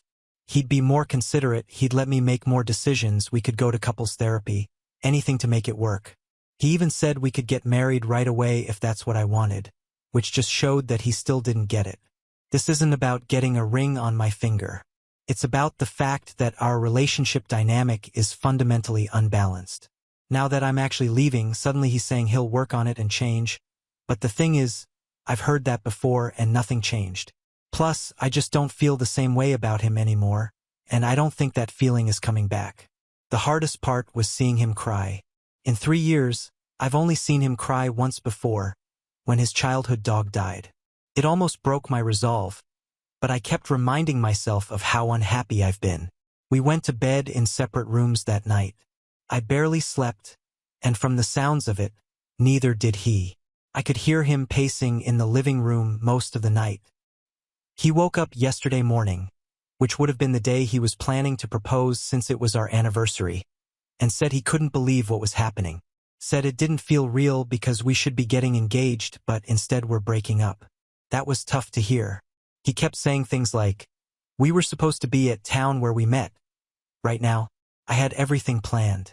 The photographer is probably already waiting at the overlook." I don't know if he was trying to make me feel guilty or if he was just processing out loud, but either way, it was painful to listen to. He even asked if we could try again, saying our relationship had been happy for both of us and that living together proved we were compatible regardless of how I felt about the whole situation. He suggested taking a break from each other for a while and then trying again, but I don't think that's a good idea. After more discussion, he started getting practical, asking when I would move out and how we would handle splitting our shared belongings. There's not actually that much, since most of the stuff in the apartment was his to begin with, and half of my things are still in storage. These past few days have been really hard, but I know ending things was the right move. We're just incompatible in ways that matter. I started packing some of my things yesterday. It's amazing how quickly 3 years of a relationship can be reduced to a few boxes. He offered to help, which was nice but also awkward, so I told him I preferred to do it myself. I'm already looking for a new place to live. My friend suggested I shouldn't rush to move out since I'm paying half the rent, but this place never felt like home to me because I moved in reluctantly. I know it's my fault for agreeing to move in when I didn't want to, but I can't stay here now. I've been staying with my sister for the past couple nights while I figure things out. She was shocked when I told her what happened, especially since she had been in on the proposal planning. At first, she tried to convince me I was making a mistake, but after I explained everything in more detail, she's been supportive. She's letting me crash on her couch for now, which I appreciate, even though her cat keeps trying to sleep on my face. I spent most of today apartment hunting online. The rental market in our city is pretty competitive, so I might end up having to take something less than ideal just to have my own space again. My budget isn't huge, and most of the places in my price range are either tiny or in less desirable neighborhoods, but honestly, at this point, I'd live in a shoebox if it meant having my own place again. I haven't told my parents about the breakup yet. They really liked him, and I know they're going to be disappointed. My mom has been dropping hints about grandchildren for the past year, so this news is going to hit her hard. I'll probably wait another week or so before telling them, just until I have my living situation figured out. One weird thing. His mom texted me yesterday asking how the trip was going. I guess he hasn't told his family yet either. I didn't know what to say, so I just replied that we ended up not going and that she should talk to him. She sent back a confused emoji, but I haven't heard anything since. I feel bad about that because I always got along well with his mom. Our friends don't know yet either. We have a lot of mutual friends, and I'm dreading having to explain the situation to everyone. Some of them are definitely going to take his side, which I understand. From the outside, it probably does look like I led him on and then bailed at the last minute. As for him, he's pretty resilient, so I think he'll be okay soon enough. Then we can both move on with our lives. To those asking if I tried talking to him about these issues before, yes, multiple times. Whenever I brought up how I always compromise and he would acknowledge it, apologize, and then nothing would change. Then a few days later, we'd have another disagreement about something, like what we should watch or where we should go for dinner. Nothing major, usually. And again, somehow we'd end up doing what he wanted. Oh, and someone asked why I didn't just refuse to move in until I got engaged if it was such an important boundary. Good question. I guess I loved him enough at the time to override my own boundaries, which was a mistake. I thought the engagement would follow quickly after moving in since he already had the ring and kept saying it was happening soon. Lesson learned the hard way. So yeah, that's where things stand. I've got apartment viewings lined up for next week, and I'm crashing at my sister's place in the meantime. Sucks, but it's better than the alternative. I keep having moments of doubt, wondering if I'm overreacting or if I should have tried harder to make things work. But then I remember how relieved I felt after finally making the decision to end things, and I know it was the right choice. It's like I can breathe properly for the first time in months. Thanks again for all the feedback, even the harsh stuff. It actually helped clarify my thoughts. Now on to the next story. Story 5. My ex-husband paid my boyfriend to ruin my life, break my family apart, and turn my kids against me after I divorced him, while my BF hid the truth for 9 years. A few months back, I celebrated my 65th birthday. My significant other, Albert, he's 67, and I have been together for about 11 years. I have 2 adult children from a prior marriage, a daughter named Fiona, who's 43, and a son, Louis, he's 40. For a long time, almost 10 years, I was completely out of touch with them. There's a whole story behind that, which I'll share later. But ever since Fiona and Lou stopped speaking to me, I've been focusing on moving forward and creating a good life with Albert. I honestly struggled with feeling down for a very long while, but eventually, I found a sense of contentment and real peace. That is until my ex-husband, Curtis, re-entered the picture and threw everything into turmoil. I've known Curtis, also 67, for most of my life. Our dads were in the same professional circles, so we saw each other as children at work functions. However, we never really interacted. He started showing interest in me when we were teenagers. He was always flirting when we'd meet, and then he started actively trying to get my attention. He'd even come to my school and take me out. I have to say, I enjoyed the attention. It was nice to feel wanted, and I appreciated how much effort he put in. First, things with Curtis were wonderful. He was a true gentleman, always considerate and kind. He was a very traditional, take charge kind of guy. He loved the idea of being the provider. He always took the lead in planning dates and activities. He generally made all the choices, from everyday things like where we'd eat to more significant ones like whether or not I should go to the local community college. I didn't really object. I liked having someone so decisive in my life, and I usually went along with his decisions. Sometimes, though, I felt a little frustrated that my own thoughts weren't really considered. I've always been someone who avoids conflict, so I just tried to ignore it and go with the flow. Since Curtis's choices seemed reasonable at the time and they weren't hurting me, I just let him take the reins. After high school, I decided to get a job. College didn't really appeal to me. I was eager to learn practical skills and, most importantly, start earning my own money. My family wasn't wealthy, so financial independence felt very important. I wanted to be able to support my parents and have my own income so I wouldn't be relying on anyone. Curtis wasn't keen on the idea of me going to college. He was very protective, and he said he didn't want me around other young men, claiming that they only have one thing on their minds and that I was too naive. He was actually happy when I said I wanted to work instead. Even so, he still tried to talk me out of working. He insisted he wanted to provide for me, even though he understood how much financial freedom meant to me. I held firm, and though he wasn't thrilled, I got a job at a local diner as a line cook. I've always loved cooking, and this felt like a great opportunity to develop my abilities. A few years later, when I turned 21, Curtis asked me to marry him, and we had the wedding a few months after that. We moved into the house Curtis had inherited from his parents. Curtis was very attentive. He made sure I felt settled and secure in the new area. He always kept the kitchen stocked, and he bought me anything I asked for. I felt very happy. A few months after the wedding, he started pushing me to quit my job again, saying that his income was good enough and we didn't need the extra money. When I resisted, he'd get upset, saying that me working made it seem like he couldn't provide for his wife. He became increasingly possessive, even to the point of not wanting me to chat with the neighbors or go to the store by myself. He eventually agreed to let me keep working, but only if I handed over my entire paycheck to him each month so he could manage our finances. When I was expecting Fiona, I was very ill and ended up delivering her prematurely. Fiona was in the hospital's special care unit for a month. Even after we brought her home, she was still fragile. Curtis insisted it was best if I quit my job to care for her until she was stronger. I agreed. My baby needed me. Thankfully, Fiona grew stronger, and by the time she was 2, I was thinking about going back to work. Curtis was against it. He used Fiona as a reason. He reasoned with me that staying a few more years would be beneficial, saying that she was too little to be without her mother. I then became pregnant with Louis, and a few years after, when I tried to find work again, Curtis absolutely refused to discuss it. He told me my role was to be a mother and homemaker and that my children needed me. He said there was no reason for me to work when my only responsibility was to care for our children and the house. He claimed he felt insulted that I wanted to work, even though he was taking such good care of us, and that it was disrespectful to him. I didn't see at the time how he was using my emotions and making me feel guilty to keep me at home.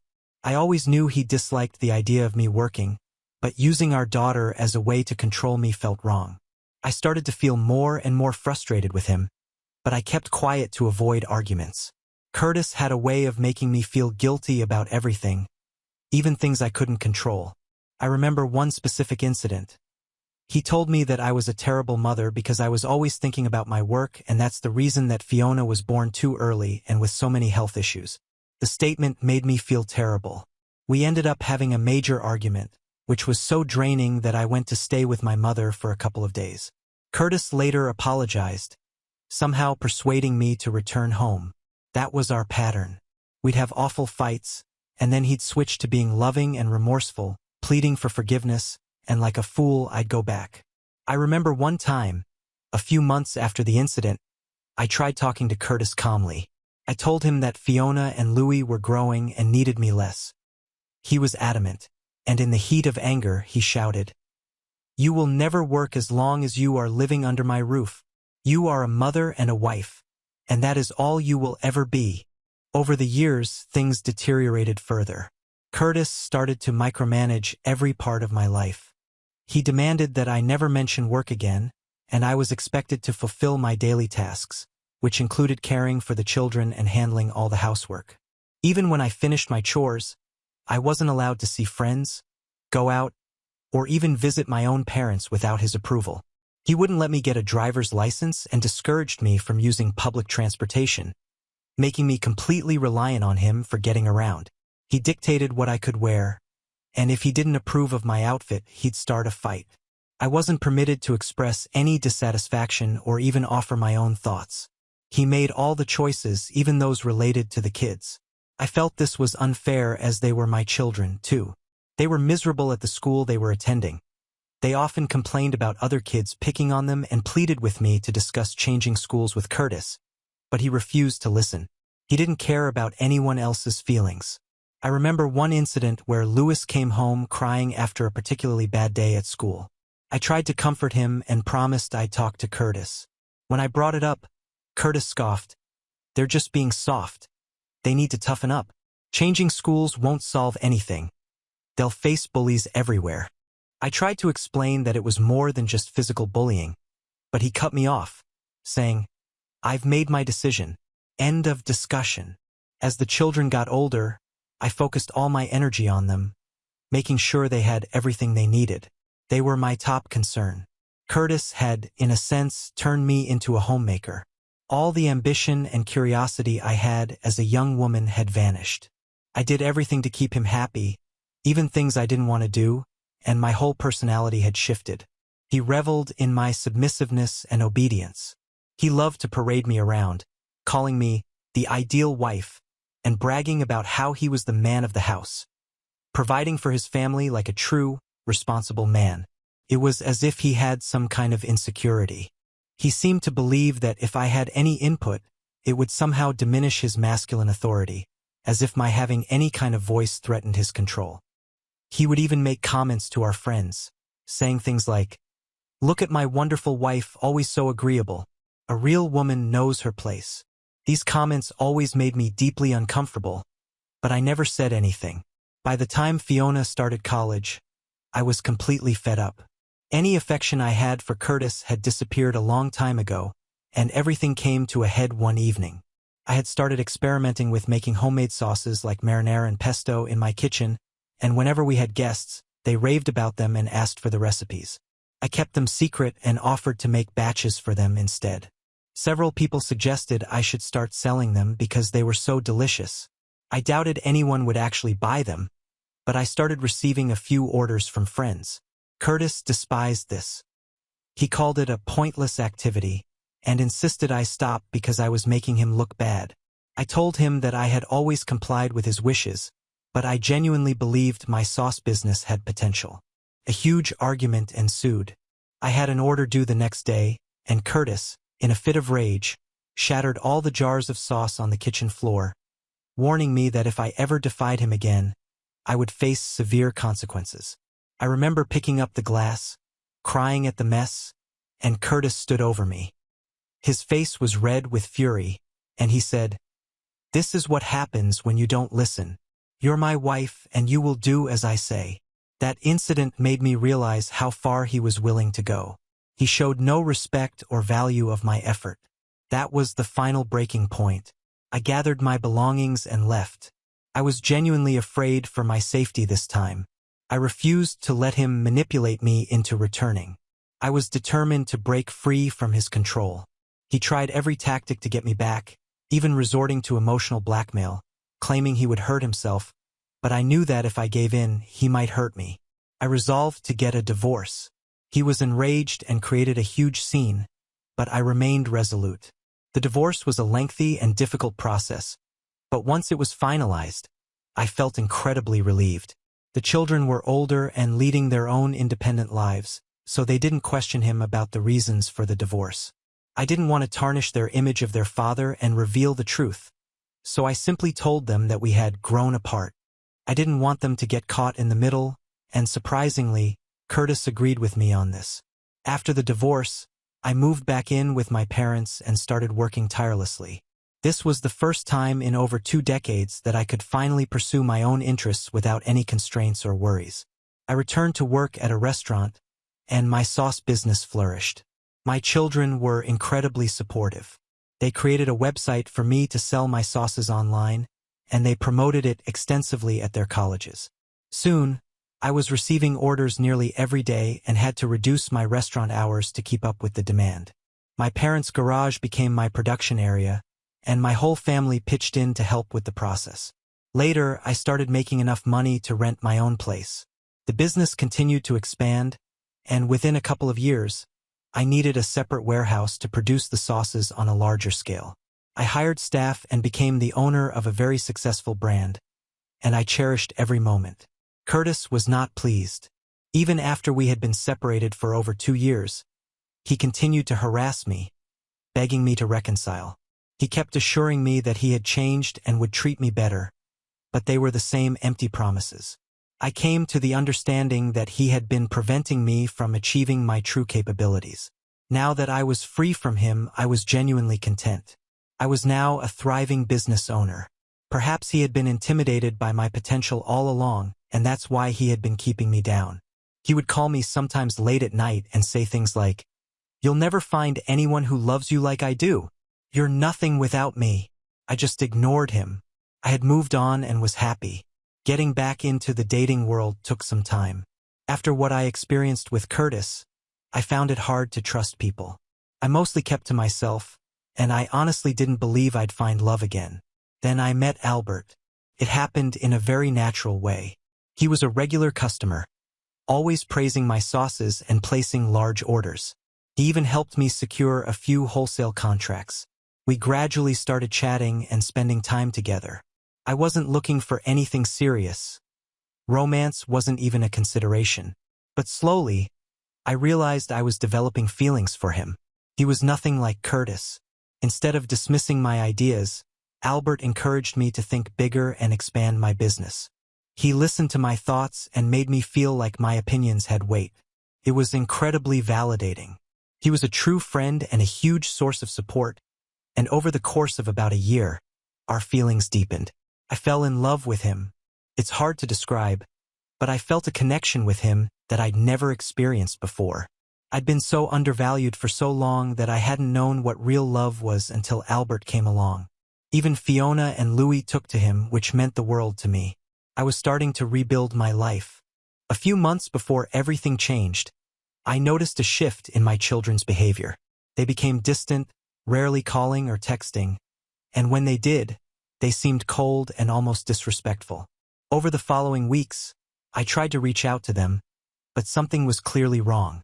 It felt like they were angry with me, but they wouldn't tell me the reason. In the meantime, my business was thriving, and I decided to host a celebration. I invited friends, family, my employees, and colleagues. It was a significant milestone for me. Fiona and Louis initially made excuses, but after a lot of pleading, I managed to get them to agree to come. Albert was away on a business trip and couldn't attend, so I really needed them to be there. The celebration was wonderful. Many people came to share in my success. It was the first time I'd formally acknowledged how far my business had come. If someone had told me even 5 years earlier that my life would change so dramatically for the better, I wouldn't have believed them. In a sense, this party was a celebration of my independence and my achievements. However, my children continued to act aloof. Instead of interacting with me, they stayed in a corner, seemingly uninterested. It was obvious that I had hurt them somehow, but I had absolutely no idea what I had done. Once everyone had arrived, I decided to make a short speech, expressing my gratitude, particularly to my children and Albert, without whom none of this would have been possible. While everyone else applauded, Fiona and Lou stormed off towards the back garden. They looked enraged. I was completely bewildered and followed them, only to be met with a barrage of accusations. Louis looked like he was on the verge of tears. When I asked what the problem was, Fiona accused me of being undeserving of my success, calling me a fraud, a cheat, and someone who used people for their own gain. She said she had no idea I was such a horrible person.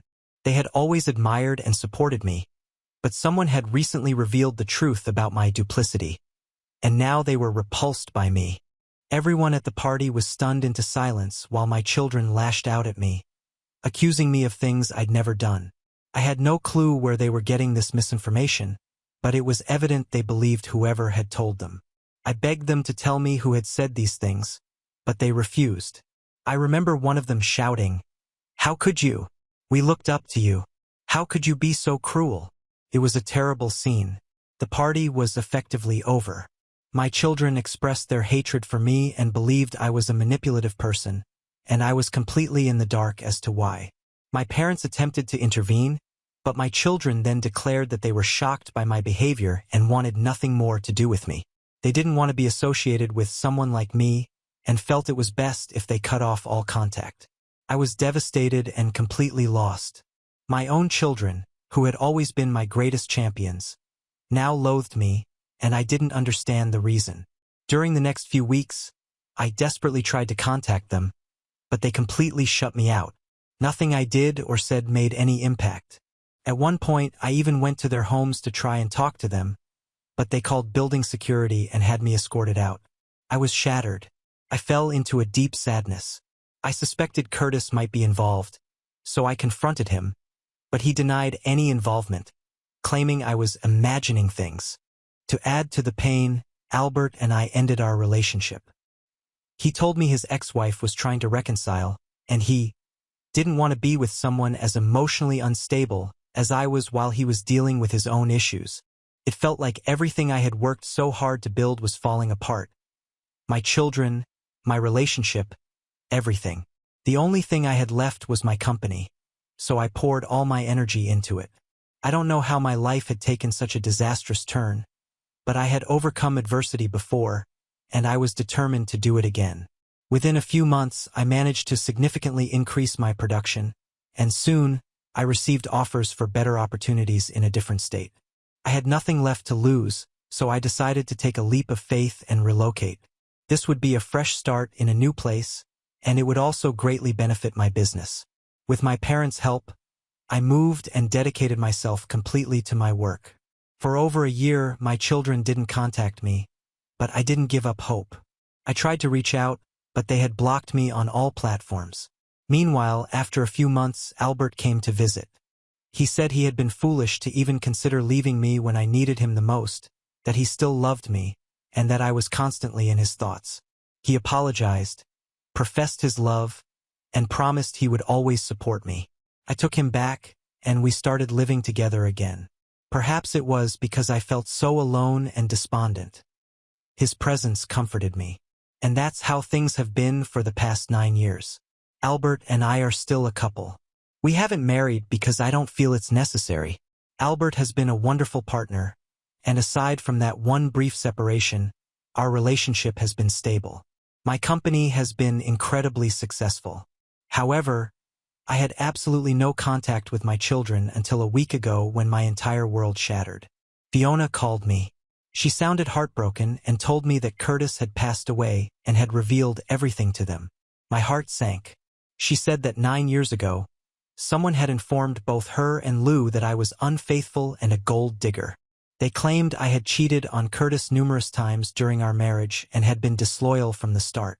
They also said I was only with him for his money, and during the divorce, I took all his assets to invest in my company. They were shown fabricated documents and other evidence. They were also told that I had no morals or ethics. I only cared about money and how people could serve my interests. I was described as a ruthless woman who drained people of everything they had and then abandoned them, and that I was a skilled manipulator who pretended to be harmless. This person had warned them that I would eventually ruin them and advised them to sever all ties with me permanently. I was in disbelief. When I asked her who had told her all this, her answer made me physically ill. She said it was Albert. I thought it must be some kind of cruel prank, but Fiona continued. She explained that Albert had met with them, divulged all this information, and even presented them with these forged documents. He claimed that I had confided in him about everything, and that he couldn't bear the fact that I was such a terrible person and was planning to end our relationship, but he couldn't do so without exposing my true nature to my children. They believed everything he said, which explained their sudden coldness towards me. Then there was the confrontation at the party, after which they cut off all contact. They had questioned Curtis about these accusations, and after initially denying them to protect my reputation, he eventually confirmed that I was a promiscuous and manipulative person. This validated my children's worst fears, and they vowed to have nothing to do with me. For almost a decade, they believed I was a monster. But last week, when Curtis, who had been unwell for some time, took a turn for the worse, he confessed everything. He revealed that Albert was a friend of his and he had paid him to pretend to fall in love with me, gain my trust, and then completely destroy my life by lying to my children and driving us apart. He admitted that all the documents were fake and that I had never done any of the things I was accused of. After Albert completed the task, Curtis paid him, and he ended our relationship. That was the entire plan. On his deathbed, he confessed that he wanted revenge after the divorce because, despite taking such good care of me throughout our marriage, I still wasn't content, and he wanted me to experience the same pain he felt. So he orchestrated this elaborate scheme. I remember Fiona's voice on the phone, choked with sobs. She said, "He told us he wanted you to suffer, Mom." That moment, everything felt surreal. I hung up the phone feeling numb. I couldn't believe what I had just heard. The worst part was that Albert and I were still together, and he had never once mentioned any of this to me in the past 9 years. For 9 years, I had been living with the man who betrayed me and devastated my life. I didn't know what to do, so I packed a bag, flew to my mother's house, and told her everything. It's been 2 days, and I'm still struggling to process this. Albert has been trying to call, but I've blocked his number. I'm meeting with my children tomorrow, and I have no idea what to expect. How do I even begin to cope with this? I feel utterly lost. One moment I'm feeling numb, and the other, I just want to scream at the world. Update 1. There's been a lot to process. I didn't realize so many people would see my story. I was just trying to get things off my chest, but I've received so many messages and comments. I'm still working my way through them, but I'm grateful for all the kindness. I know people have been waiting for an update, and I'm sorry it took so long. It's been over a month, and my life has felt like a complete disaster. I just haven't had the energy to write, but I do have something to share. Even after a month, I'm still struggling with what happened. It doesn't feel real sometimes. I imagine it's all a bad dream and I'll wake up and things will be back to normal. My mother is my main source of support. So yes, I finally met with Fiona and Louie after almost 10 long years of no contact. To say it was emotional is putting it mildly. They embraced me and we just sat there, not saying a word for a long time, just taking it all in. They told me they were deeply sorry for everything, for how cruelly they treated me all those years. They said they should have trusted me, not believed Albert so readily, and that they wish they could undo it all. They seemed genuinely remorseful, and it was heartbreaking. I understand how easily people you love can manipulate you. I've experienced that my entire life. I don't hold it against my children, but it still hurts that they believed Albert and Curtis over me without even hearing my side. I also learned more about Curtis. He had been fighting cancer for over 2 years and finally lost the battle. He only confessed the truth to them because he wanted to die without guilt. Curtis was my husband for 2 decades, but I don't feel sadness about his death. I remember when told me about Curtis, I thought to myself, that man always running away. Even in death he avoids confrontation. He couldn't even look me in the eyes, not even on his deathbed. As for Albert, all I feel is a deep sense of betrayal and hurt. My children had no idea Albert and I were still together, and when he met with them, he painted me as a dangerous woman and claimed he was going to leave me, which he did for a few months. But why did he come back and stay with me for so long? The agreement he had with Curtis was that after he was paid, he would end things with me. I have so many unanswered questions, but I'm terrified of the answers because I don't think I can handle any more pain. Albert has been trying to reach out. I know he's in the same city and has been coming to my mother's house almost daily, trying to talk to me, but I can't bear to even see him. I just want him to vanish and leave me in peace. But at the same time, I desperately need an explanation. How could he have claimed to love me while betraying me so deeply? I'm so incredibly frustrated, but I've finally agreed to meet with him in a few days. I'll share how it goes. Update 2. So I met with Albert. It was terrible. He looked awful, like he hadn't slept in weeks. The instant I saw him, I just broke down. Everything came crashing down on me. The man I had loved had betrayed me more profoundly than anyone else. He dropped to his knees and begged for forgiveness. He claimed he only did what Curtis told him to do for the money. He said he hadn't planned on anything else. He had recently gone through a divorce and lost everything, and Curtis was offering him a substantial amount of money. But he insisted he hadn't expected to fall in love with me. He said he realized almost immediately that what he was doing was wrong, that he saw I was a kind and genuine person. He claimed he tried to back out, but Curtis threatened him, saying he'd hurt him if he revealed the truth, and Curtis was a dangerous man. So he kept quiet and carried out the plan. After fulfilling his part, he left me, but he claimed he had fallen in love with me and was consumed by guilt for ruining my life. And when he learned that I had moved and my children weren't speaking to me, he decided to re-enter my life and secretly rekindle our relationship. Neither my children nor Curtis knew we were back together. He said that over the past 9 years he had often wanted to confess everything, but he knew I would leave him if he did. He felt immense guilt, but his love for me was so strong that he kept the secret, and he deeply regrets it. Then he had the audacity to beg me to forgive him and take him back. He said that now that I knew the truth, we could finally be together honestly and start fresh. I can't believe he even suggested that after everything. I slammed the door in his face. He had the audacity to look me in the eyes and say, "I did it for us, so we could be together, free of Curtis' shadow." I wanted to scream. I don't think I'll ever be able to trust anyone enough to love again. Everyone I've loved has ended up hurting and destroying me. Maybe someday I'll be able to confront Albert and tell him exactly how I feel, but for now, all I want is peace. I just want to erase this whole experience from my memory. Life feels incredibly unfair, and I'm going to therapy, but even that doesn't seem to be helping much. I hope things will improve, but right now I feel completely lost. Now on to the next story. Story 6. BF's female BFF said she wouldn't go on our vacation if I came. So he chose her and changed the trip location without telling me. So I left his things at his house while he was gone. My boyfriend wanted to go on a vacation this summer to his mom's friend's house in Hawaii with me and his 2 best friends, 25M and 29F. We had been planning on this all spring, and at some point 25M dropped out of the trip, leaving just the 3 of us. For context, my boyfriend and I have been going out since November, and it's been serious. We had, and still have, been talking about moving in together, and he has said, and I agree, that this is a long-term situation and that we are in it for good. In early June, once 25M unexpectedly dropped out of the trip, 29F called my boyfriend and told him that now that it was just the 3 of us, she didn't feel comfortable with me going on the trip since she didn't know me that well, and she didn't want to be a third wheel. She said that if I were to go, she wouldn't go on the trip. Without telling me that this was happening, they changed the plans and made it a trip just the 2 of them, and they changed the location to a beach in Costa Rica.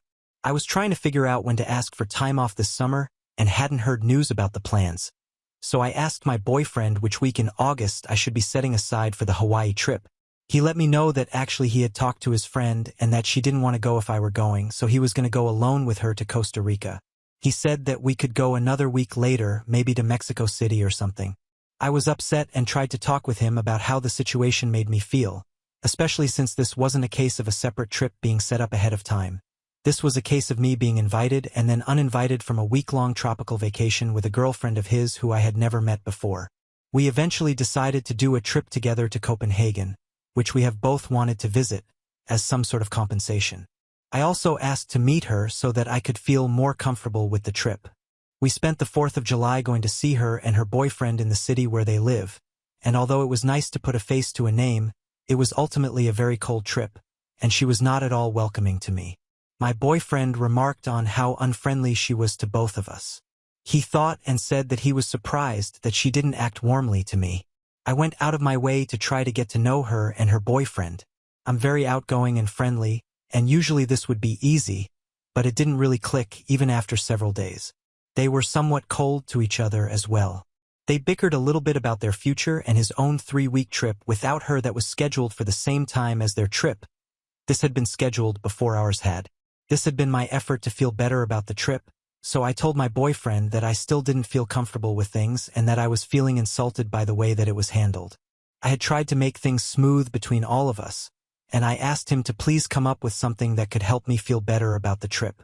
On a visit to his family, they asked about the trip, and they were all shocked that he would have arranged it this way and let me know that they would have been furious if they were in my position, which triggered a fight in which I asked him to please help come up with a strategy to make me feel better and more secure about them going together without me.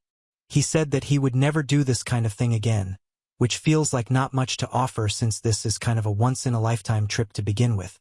He kind of offered to not go on the trip, but he had already paid for the tickets and made arrangements, and I didn't want to stop their trip and be resented by both him and his best friend. He asked me to give him ideas of how to make me feel better and wanted me to just tell him what to do.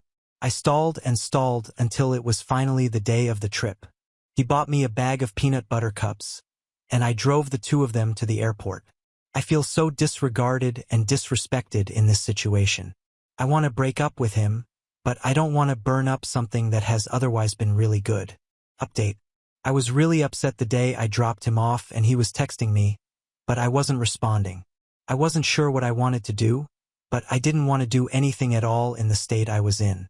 I waited until the next day, and then I sent him a thought-out text letting him know that I didn't feel safe or loved in the way the trip was handled and that I would be dropping his things off at his place and leaving his keys with the neighbor.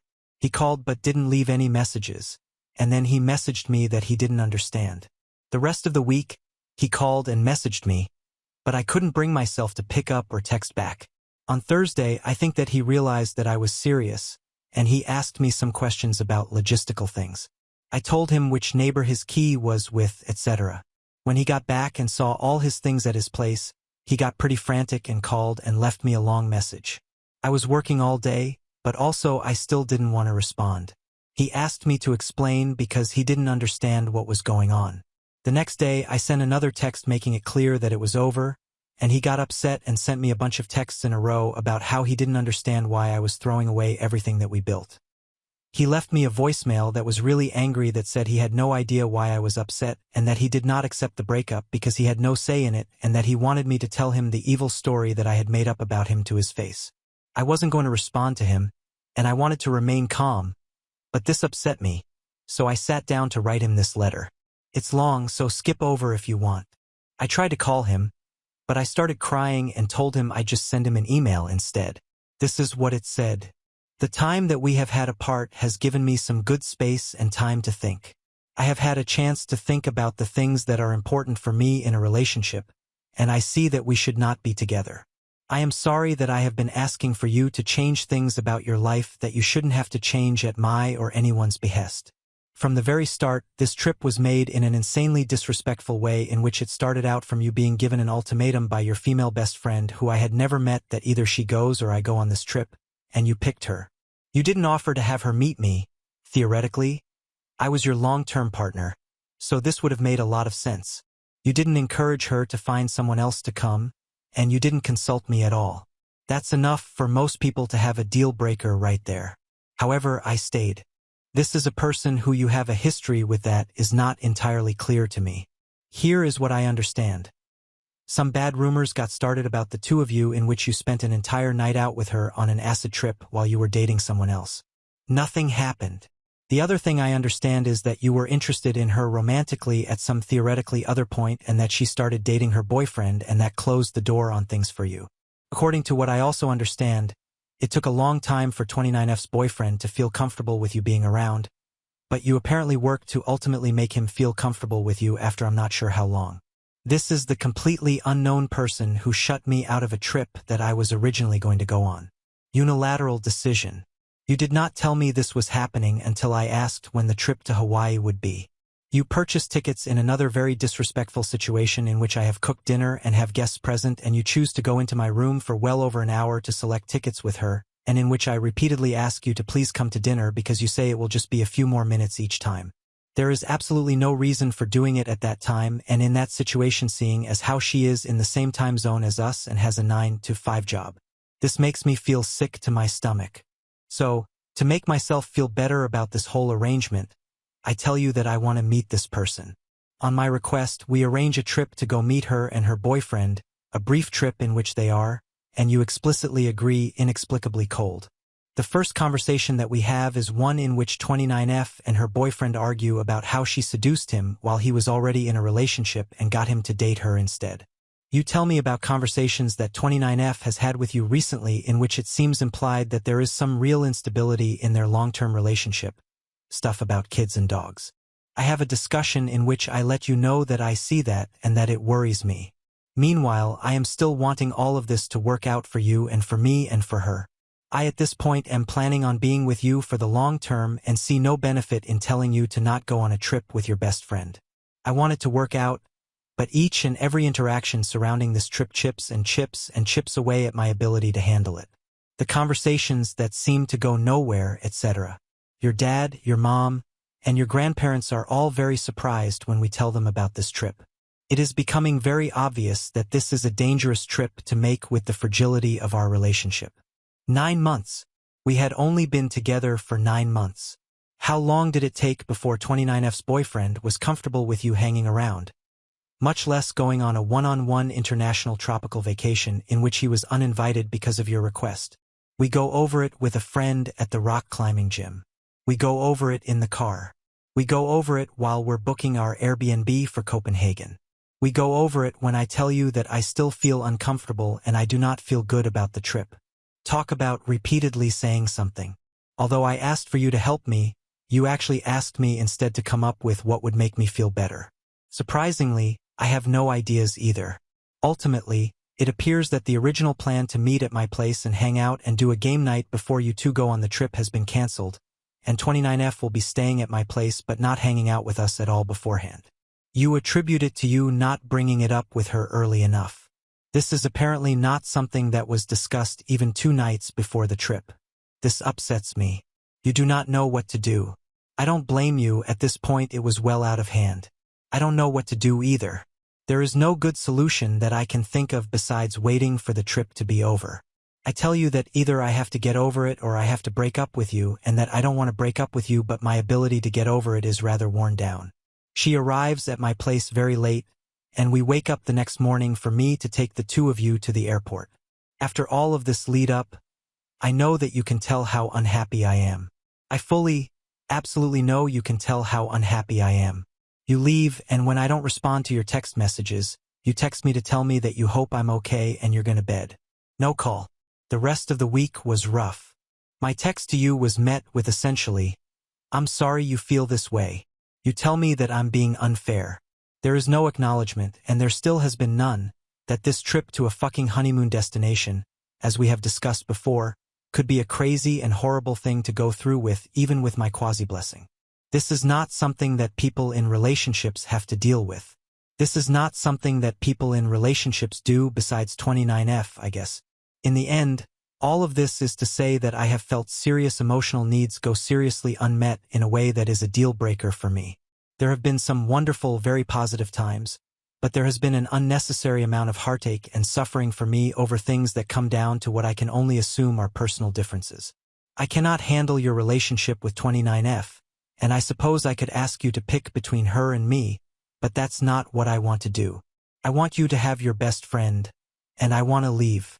I did love you, but I am not about to fight this fight and hear you tell me that I'm crazy for not seeing how totally platonic everything is for the rest of my life. It seems like trying to convince someone to like different food or to have a different favorite color. I am not happy in this, and I do not want to feel these feelings any longer. There is no need for this to be mutual. I do not need your permission to break up with you. He wrote me back an apologetic email in which he accepted responsibility for most things without any argument, except he denied anything that had to do with his relationship with her making me feel uncomfortable, and he denied that I would not be able to handle their relationship. He said that the only thing that made their trip bad for me was my own perspective. I wrote him back that trust has to be built and that he put too much strain too early on a relationship in which we had not developed that trust. He agreed and apologized. For me, it ended on a pretty amicable note, but this style of relationship really doesn't work for me, and I don't feel like his responses to me really healed or changed anything significantly. I stand by my decision at this point. Now on to the next story. Story 7. Daughter demanded my late husband's wedding ring for her marriage. When I refused to give it, my mother-in-law convinced her I was selfish, so I cut off funding for the wedding. Hello, Reddit. I need help and advice for a sticky situation that I'm currently in with my daughter and mother-in-law. I will be using fake names for privacy. My daughter is Leah, and she is 25. My mother-in-law is Alice, and she is 72. I am 48F. I lost my husband to a cardiac arrest 4 years ago. We were high school sweethearts, together for 28 years and married for 22, and I had never imagined a life without him. But life goes on, right? Now, the issue that I'm dealing with is about the wedding ring that he had bought for me all those years ago. My daughter Leah recently got engaged to her boyfriend of 3 years, and she wants me to let her have my wedding ring. She thinks that it's really beautiful, which it is, and she thinks that it should be treated as a family heirloom. However, I don't agree. I think that it should stay with me because it has only been 4 years since her father passed away, and I'm not ready to let it go. If I'm being honest, I don't even think I would be willing to let go of my wedding band even if it had been a really long time since my husband's demise. For me, it's not about the time that has passed but what the ring signifies, and I don't think that my daughter understands any of that because now the ring has become a bone of contention between the two of us. She believes that I'm being selfish by refusing to give up the ring for her wedding, and even Alice agrees with her and is backing her up on this. We have been fighting about this for quite a few weeks, ever since they got engaged, and Leah decided to ask me if I would be willing to let her have the ring. When I declined, she threw a huge temper tantrum that day. Then later on, she even got Alice involved, and since then, things have been really rough. A couple of days ago, I had had enough, so I decided that I was not going to be financing the wedding at all. Earlier, I had promised that whatever costs had to be borne by the bride, I would be covering it all. But now, since I felt like I was being disrespected by Leah and Alice, I decided that I was going to back out altogether. And since Alice has been really horrible to me so far, I decided to call her up and tell her that I was not going to be paying for anything, and that since she was trying to show off how supportive she was of Leah, she could pay for everything herself. Now, a few days have passed since then, and I did not have any contact with either Leah or Alice. But yesterday, Leah showed up at my house, and she was pretty desperate to get me back on board because the venue that she and her husband had selected requires them to pay a certain amount in advance, and they need my help for it or else they might lose the venue. So what if I refuse to help them out with the cost of the venue? Edit. So, for those of you who are asking, I usually just wear my wedding ring on special occasions. I am a baker by profession and have my own bakery business, which means that I am constantly using my hands. Even back when my husband was alive, I would mostly keep my ring away because I did not want it to get dirty or, worse, lose it. It's a beautiful diamond ring with a platinum band and is worth quite a lot, so I generally just keep it away, store it carefully, and save it for special days. That's part of the reason why Leah thinks that I should give it away to her because I hardly ever wear it anyway. I have tried very hard to explain to her that it's not about the ring itself. It's about what the ring signifies, and I want to keep honoring my marriage by wearing the ring whenever I can. If I give it away to her, I won't be able to do that anymore. Inasmuch as I like the idea of making it a family heirloom, I don't think I'm ready to give it away now. Maybe someday I will be ready to give up my attachment to that ring, but right now is not the time. At least for Leah's argument, I can still understand what she's getting at. What I don't understand is why Alice thinks that I should give up the ring just because she says so. When Alice had been trying to back Leah up, she had said that since the ring had been purchased with her husband's money, she has a say in what happens to it, and she believes that the ring would be better off with Leah if she wants it now. It's true that the ring had actually been purchased with my father-in-law's money because my husband and I got married really young, so he couldn't afford such an expensive ring back then. But, as far as I know, my father-in-law was happy to help him buy the ring, and after we got married, the ring has always been mine. So I don't think anybody apart from me gets to have a say in what happens to the ring. However, I'm not surprised that Alice has chosen to take this stance in this situation because she had never liked me. She had put up with me, but right from the beginning, ever since we were in high school and started dating, she had never approved of my relationship with her son. And what used to infuriate her even more was that my husband did not seem to care about her approval at all, and neither did I. Even my father-in-law never had a problem with us. It was just she who never liked me, and now, Now she's milking this opportunity to create problems between me and Leah because she probably thinks that she can drive a wedge between us. I don't know what she thinks she's going to get out of it, but I know for a fact that she's not making anything easier for herself or for Leah, since ultimately she has had to approach me for help because Alice definitely wasn't going to pay for everything anyway. I hope this edit helps. Update 1. Hello, Reddit. I would like to thank everybody who took the time to comment on my original post and had advice for me on how to go ahead in this situation. This was my first time posting, so thank you for all the kind words. It has been a week since Leah approached me to help her out with the cost of the venue, and I decided to help her out. Most of you guys had told me that I would indeed not be the a-hole if I decided not to help her out, but I wanted to do so because Leah and I have always had a good relationship. In fact, this has been the only time that we have had such a huge fight, and I don't want to let this petty thing get in the way of our relationship as mother and daughter. That's definitely not what my husband would have advised me to do. So I decided to help her out, but I told her that I did not want her to have any more contact with Alice.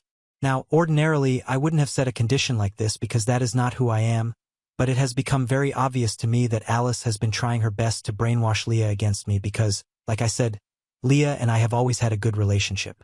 Like any mother and daughter, we have our fights, but I guess the second Alice realized that this fight about the ring had the potential to turn into something big, she decided to start interfering so she could try and turn Leah against me. Maybe she would have actually succeeded in doing so if I hadn't decided to withdraw all my funds from the wedding that I had committed. My mother-in-law lives with her older son, my brother-in-law, and his family, and they are the ones who are taking care of her, so she doesn't really have any money of her own. That's why she couldn't help out with the cost of the wedding, or else she probably would have even done that just so that Leah wouldn't speak to me.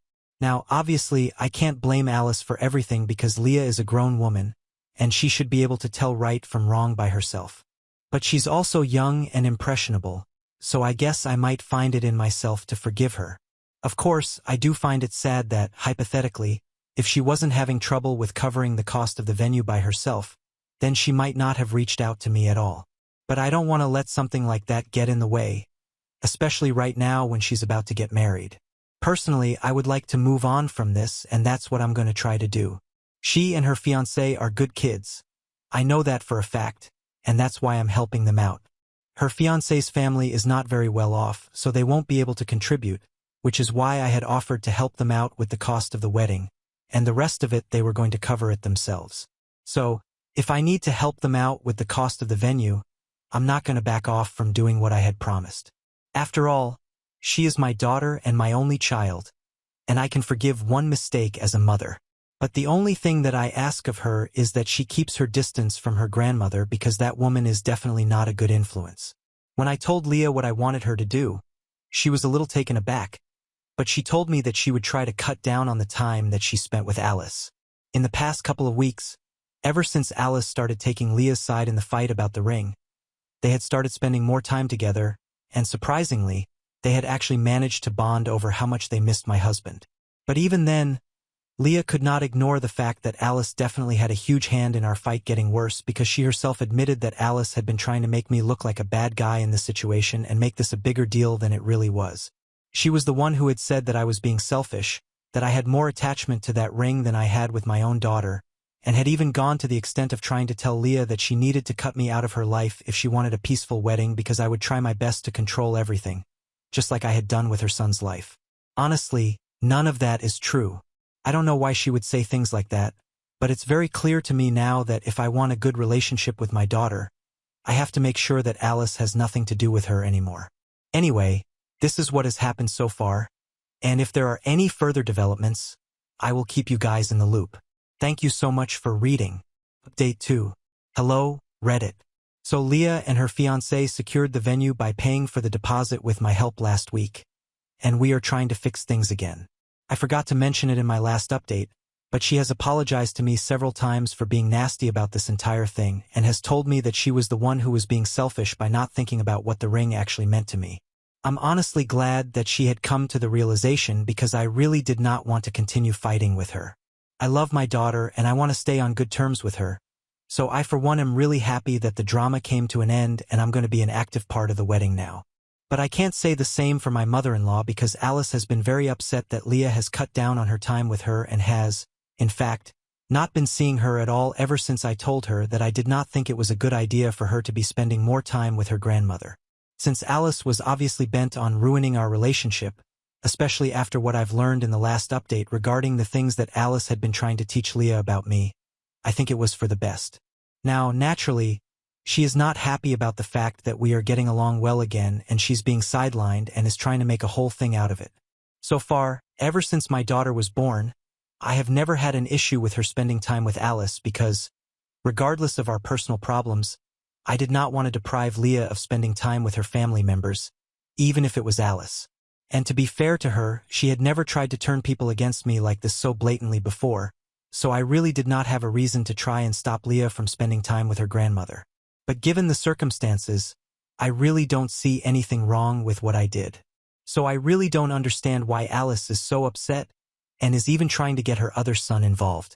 Since I blocked Alice, she decided to get my brother-in-law to text me and tell me that I needed to unblock her so we could clear the air and discuss what was going on because I had no right to try and ruin the relationship she had with her granddaughter. She even played that "my son wouldn't have wanted this for us" card, which is ironic because she is the one who started all of this, and I'm pretty sure that her son wouldn't have wanted that either. I don't have bad blood with my brother-in-law, and I really don't want to get into a fight with him as well, so I just replied to him saying that I really respect him and that's why I don't think it's a good idea for him to be involving himself in this petty feud because I'm pretty sure even he knows that his mother is in the wrong here. He replied to that message saying that he really did not want to get involved either, but his mother was getting very upset about what was going on, and she was constantly complaining about how I was responsible for ruining the relationship that she had been trying to build with Leah. Since he hadn't even had the slightest clue what was actually happening with our family, he had just followed whatever instructions had been given to him and texted me whatever Alice had told him to. He said he had a lot of respect for me as well and did not want to get into a fight with me either, which is why he advised me to block his mother so that he wouldn't unnecessarily get dragged into this drama. I kind of understand where he's coming from because his mother stays with him, and I'm sure that it can't be easy for him having to deal with her constant complaining all the time. He can't even kick her out or anything, she's his mother after all, and no matter how she is right now, I'm sure that they had a good relationship at some point, or maybe they even do right now, which is why he bothered to text me when Alice said that he needed to. Because of that, I decided to unblock Alice so I could have it out with her once and for all because I really didn't want any unnecessary fights anymore. I had tried to keep everything peaceful for many years because I didn't want to make my husband choose between his wife and his mother. Besides, it had only been taunts and potshots in the past. But now she had taken things to another level by trying to insert herself into situations where she was not required at all, and creating more drama, and making me the bad guy in my daughter's eyes. And since she really wanted to fight this bad, I thought that I would give it to her. So I unblocked her, and I immediately called her up, and when she answered, I did not waste a second before launching into my rant against her. I had already prepared a speech of sorts in my head, and I got into it as soon as she picked it up so that she wouldn't even have the opportunity to say anything and mess with me. It was easy for me to get into it as well because honestly, I had been saving up all of this for ages, and it all just started coming out at once. She tried to interrupt me several times, but I just kept talking over her until she went silent because I was not going to let her steamroll me. I basically just let it all out. I told her that she had misbehaved with me for years, and I had put up with it for the sake of my husband and then for the sake of my daughter because I really did not want to cause any trouble in the family. I am a generally non-confrontational person as well, so that also worked in her favor. I also brought up how it was she who had started bad-mouthing me in front of Leah and trying to turn her against me just because we were having trouble about the ring and stuff. She was the one who had acted like a total opportunist and wanted to take advantage of our situation and make me the bad guy here. All I had done was expose what she was trying to do to Leah, and then my daughter had made the right decision by cutting her off herself. Like I said, Leah is a grown woman. She can make her own decisions, and the only thing I had done was point her in that direction. But ultimately, it had been her call not to keep in touch with her grandmother anymore. So, if she really wanted somebody to blame in the situation, she should have taken a good look at what she was trying to do and realized that it was her own plan that had backfired horribly. After I was done talking, Alice started to tell me that she had no such intentions of trying to ruin my relationship with my daughter, which was obviously a blatant lie because I had already heard from Leah what she had told her while we were not speaking. And then she told me that the only reason she had never liked me was because I was controlling and always tried to get my husband to be my puppet, and obviously, as his mother, she wanted the best for him, which wasn't me. Honestly, it was such a low blow because, firstly, it was not true, and more importantly, even if it was, I didn't like the fact that she kept bringing up my late husband to justify her own nasty behavior. So I decided not to dignify that by arguing with her, and I just told her that it was fair enough that she was trying to look out for her son, and that's why she never liked me. So she should probably realize that I'm trying to do the same for my daughter, and that's why I think it's better for them not to have a relationship anymore. After that, she was probably stumped because she just started fumbling her words and then eventually resorted to cursing at me. At that point, I knew that I was done because if she had started cursing, it meant that she had nothing more to say. Now she couldn't even say that I hadn't given her a chance. She had her chance, and she blew it because she couldn't come up with a single valid argument in her favor. So I disconnected the call and I blocked her again, and now I really hope that she doesn't bother me again because it's very exhausting to deal with this nonsense. Update 3. Hello, so it has been a couple of weeks since I had my last conversation, or rather fight, with my mother-in-law, and since then Alice hadn't bothered me. But today, she decided to show up at my place, and it came at a rather inconvenient time because we were having dinner together. And by we, I don't mean just my daughter and me, but her fiancé and his family had also come over. We are officially just 6 months away from the wedding, so to commemorate that, we were all having dinner together, and I don't know how, I guess somehow Alice must have had some sort of intuition, but she showed up right as we were about to get dessert. When the doorbell started ringing and I saw her outside, I immediately knew that inviting her would lead to a lot of problems, so I tried to open the door as lightly as I could, and I told her that I was busy right now and that if she cared about the family and reputation, she would go away and not create a scene here. But she went on to show me exactly how much she did not care about any sort of reputation by taking the opportunity to scream in my face about how I was alienating her from her granddaughter on purpose and how this had been my plan all along. She told me that she had waited long enough and that if in the past weeks I had not felt even a little bit guilty about what I was doing, then she knew that she had been right about everything she had believed about me from the beginning. I was incredibly controlling and manipulative and had done it to her son, and now I was going to do the same to my daughter, and she was not going to allow Leah to go through the kind of emotional distress that her son had been through because of me. That's when I really started to lose my temper because this was probably the 100th time that she was bringing up my husband to take jibes at me, and I was not fine with it. My husband was really happy with me, and I don't know why she just refused to believe it. But she had no right to try and make me seem like the villain here over and over again, especially when I knew that my daughter and her fiancé's family could hear everything because of how loudly she was shouting at me from outside the door. So I decided to fully open the door, invited her in, and I told her that if she really wanted to do this now, then we had to do it right in front of Leah. Everyone in the room was visibly uncomfortable, but I didn't care. I was sick of being made the bad guy constantly by Alice. So right in front of Leah, I told Alice that I had indeed asked Leah to maintain her distance from her grandmother. But that was only because I knew for a fact that she had been trying to influence her and turn her against me by using our fight to her advantage. But that was just a condition that I had set forth. Leah could have easily disagreed, but the only reason she decided to actually follow what I was saying was because she herself believed the same thing, that Alice was trying to take advantage of our fight. Then I didn't want Leah to back me up, and she did. She said that she had realized it a little late, but it was true. Alice had definitely been trying to turn her against me, and she even brought up whatever she had been saying about me to her during that time. And since Leah herself was saying it, Alice couldn't even deny any of it. So she just went back to saying that she was only trying to save Leah from being controlled for the rest of her life. But if that's what Leah wanted, then she had nothing more to say. That is when I chose to tell her that my husband had been quite happy with me. I had never felt the need to control him, and if she felt like I was controlling and manipulative, it was only because she refused to believe that my husband was actually happy with me. She refused to accept the fact that her son could be happy with someone whom she did not approve of, and that was the truth.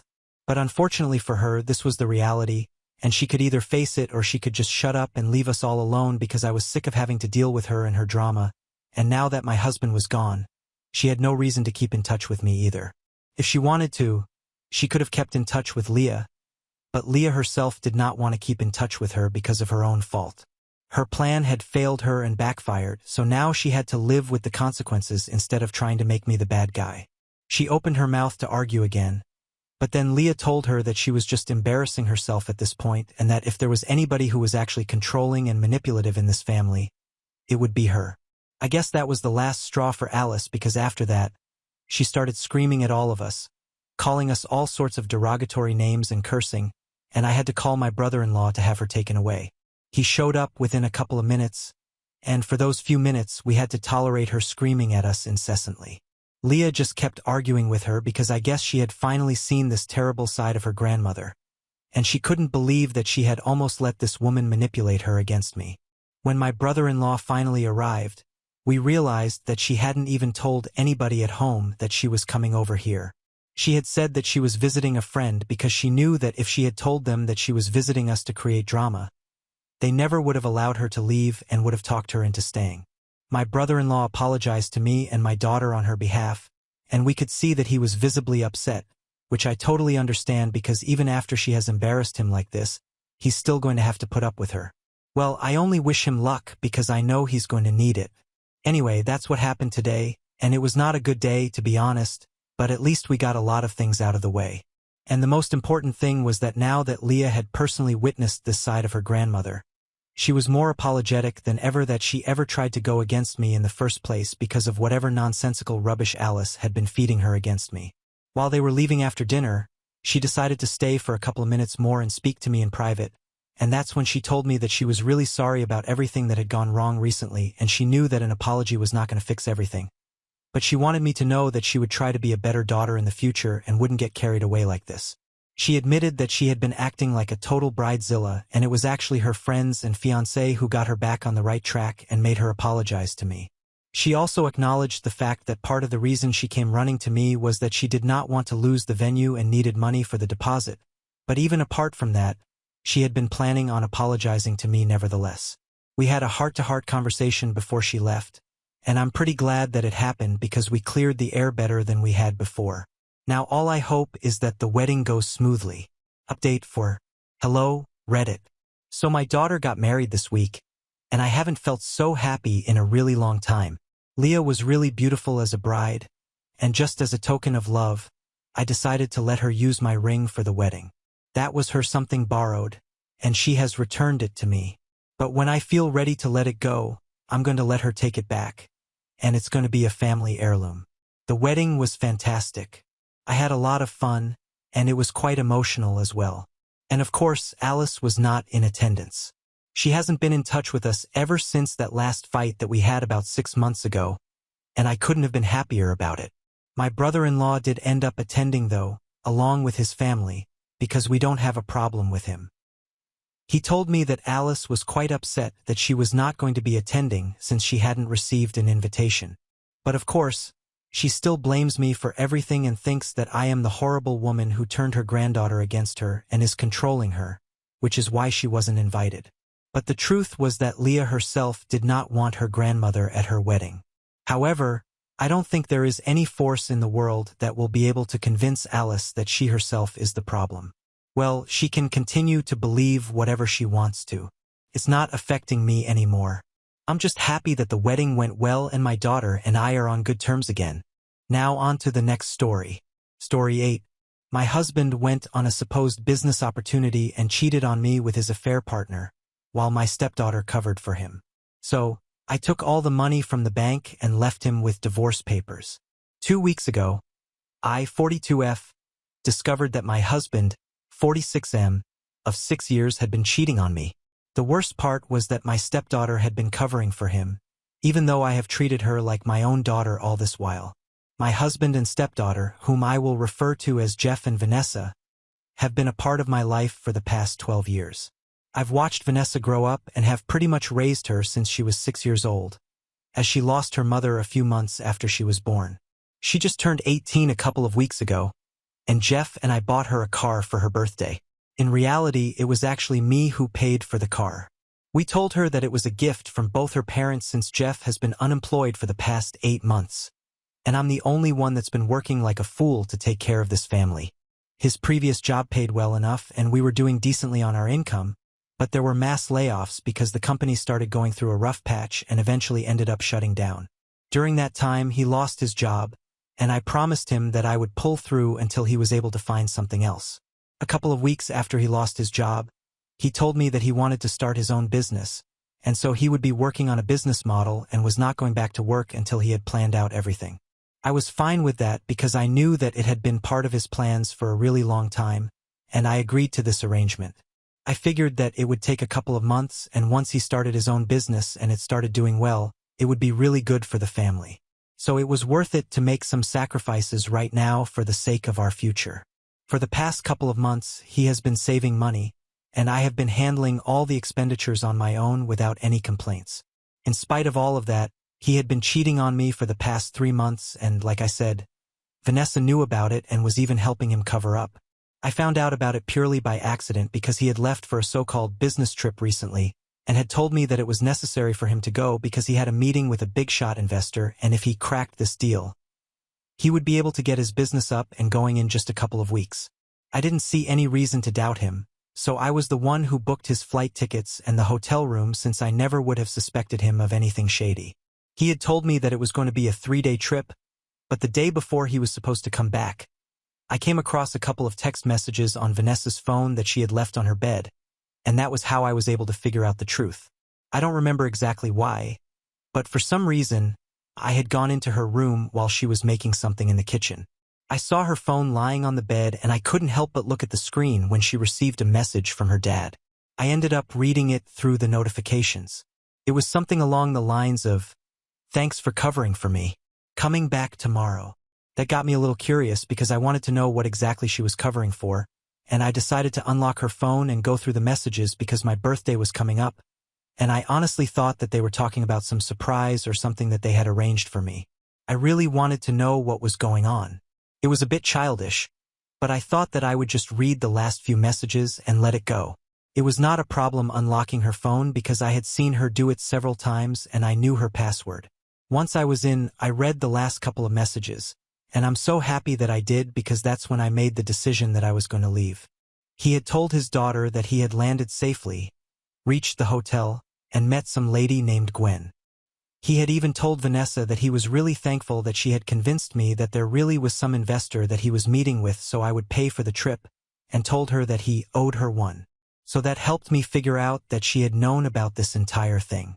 She knew who Gwen was, and she knew that her father was going out to cheat on me, but she decided to help him out. After all, I guess blood is actually thicker than water. When I read those messages, I immediately started feeling quite nauseated, but I kept the phone down exactly how I had found it so that Vanessa wouldn't be able to know that I had read those messages. Then, I decided to keep aside my feelings for later and take action at the moment. I drove to the bank immediately after I read those messages and applied to shut down the joint account that I had started with Jeff a few months before he lost his job. Back when he still had his job, we had decided that we could put aside some part of our income every month for stuff like our retirement and Vanessa's expenses in college. Even after he had lost his job, I had still been putting aside the money. However, that day I decided that it was time to shut that account since we were definitely going our separate ways. Our bank only required one of us to be there to apply to shut the account, so I transferred all the funds from that account to mine and initiated the process. Some of that money was supposed to be his, but I don't think it mattered because for the past 8 months, I had been covering for him, so I think I deserved to keep the entire money from that account. After I did that, I felt much relieved, and while driving back home, I had a little crying session by myself but put on a happy face before going back home because I did not want Vanessa to be able to figure out that I knew about everything. The next day, when both she and her father would be home, that's what I was going to tell them. So for the rest of the day, I pretended like everything was fine. However, when Jeff came back home in the morning the next day, I decided to ask them to gather in the living room. I showed them the paperwork for shutting the bank account and the title to the brand new car that we had just bought for Vanessa. I told them that I had shut the joint account and I would also need her to hand over the keys of the car to me. Both of them looked shocked, probably because they had figured out that I knew by then. Then, I confirmed it for both of them that I knew about Gwen because I had seen some messages on Vanessa's phone.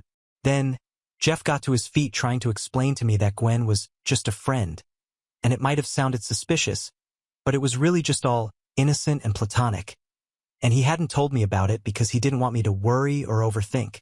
But I'm no fool. I knew what was going on, and from the tone and the messages that he had sent to Vanessa, I knew that it had to be an extramarital affair, because otherwise he wouldn't have gone to such lengths to cover things up. So I told him to lay it off because there was no way that he would be able to fool me. I told them that I wanted them to leave because after what had happened, I didn't want either of them to be a part of my life anymore.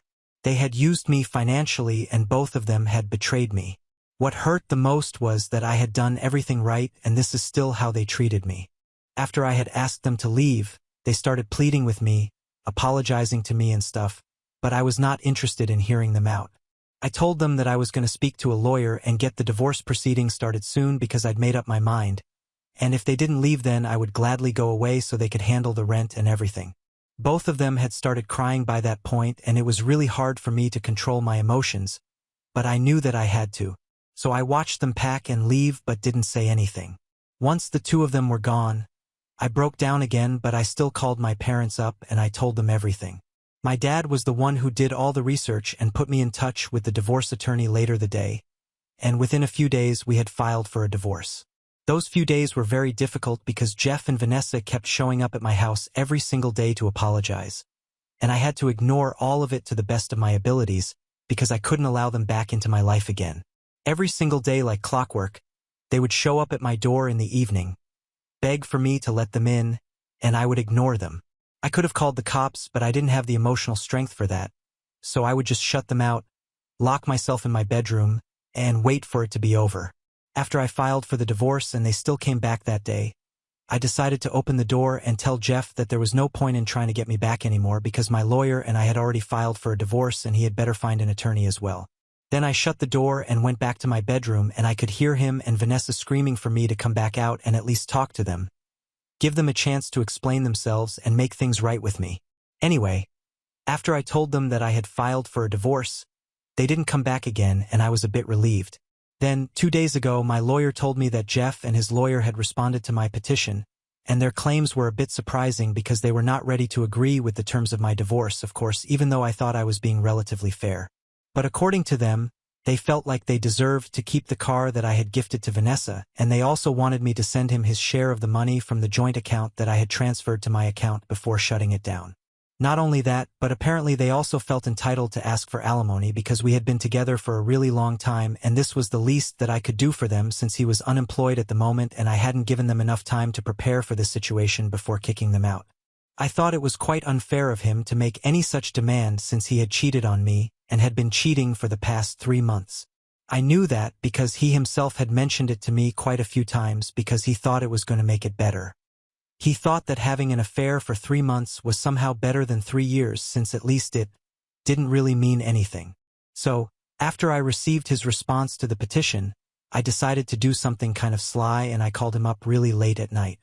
I pretended like I was very upset and kind of tipsy so as to make it seem less unnatural for me to be calling him so late, and then I started talking about how he had let me down and that the response to my petition was even more hurtful than getting divorced because it made me feel like he had only been with me for money for the past couple of months and that our relationship meant nothing to him. I started to pretend to cry, and I knew that doing that would help because it got him talking and he started telling me that he didn't want this for us either, but since I had already filed for a divorce, he had to look out for himself and Vanessa as well. He could deal with the fact that he was unemployed right now and was relying on his own parents for a home and food on the table, but Vanessa was going to start college in a couple of months and he couldn't risk that, which is why he needed the money. He actually started crying and told me that he was really sorry about everything, that he didn't even mean to cheat on me, but Gwen was the one who had initiated everything and he just couldn't help himself because everything had been going wrong recently and that was just a way for him to cope with the situation. He tried to reassure me once again that the situation with Gwen meant absolutely nothing to him, that they had only hooked up once when he went on the trip and before that they had only ever spoken to each other online. Then he said that if I wanted to, we could still cancel the divorce and get couples counseling and try to make this marriage work.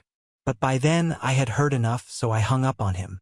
Since I had been recording that entire conversation, I sent it to my attorney as proof of him confessing that he had been cheating on me with Gwen. Unfortunately, when I had seen the proof on Vanessa's phone, I hadn't had the time to send it to myself, so it was just my word against his and that would have made my case become weak. But now it was his own word against his and my attorney told me that this would definitely help us out. That was 2 days back, and today we met with a mediator, and the first thing that we did was play the recording and say that because he had confessed to cheating on me, it meant that he couldn't talk his way out of it and he would either have to agree to my terms for the divorce or we would end up in family court with this. It wouldn't end up too well for him since we are from a fault-based divorce state, and most of the time when judges know that there has been adultery, they disqualify the adulterer for alimony. To be honest, I didn't even want to entertain the idea of a mediator and I wanted to take him to court, but my lawyer was the one who suggested it since it might have been easier for him to just give up if he knew right from the beginning that it was a lost battle that he was fighting. The look on his face was also worth seeing when I played the recording since I don't think he had seen it coming. We had to terminate that session without any conclusion because he was too shocked and I was quite happy about it.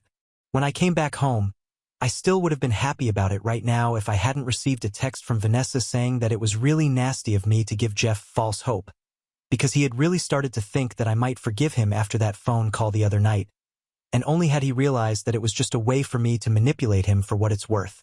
She also apologized for everything that had happened but told me that Jeff was her father and she felt like she needed to be on his side and that's why she had covered up for him. But there was nobody who regretted anything more than he did, and the least I could have done was not make a mockery of his feelings for me by using it to win the divorce. Apparently, once he had gotten home after the mediation session, he had completely broken down and nobody could comfort him and get him to stop crying. Not his parents and not even her.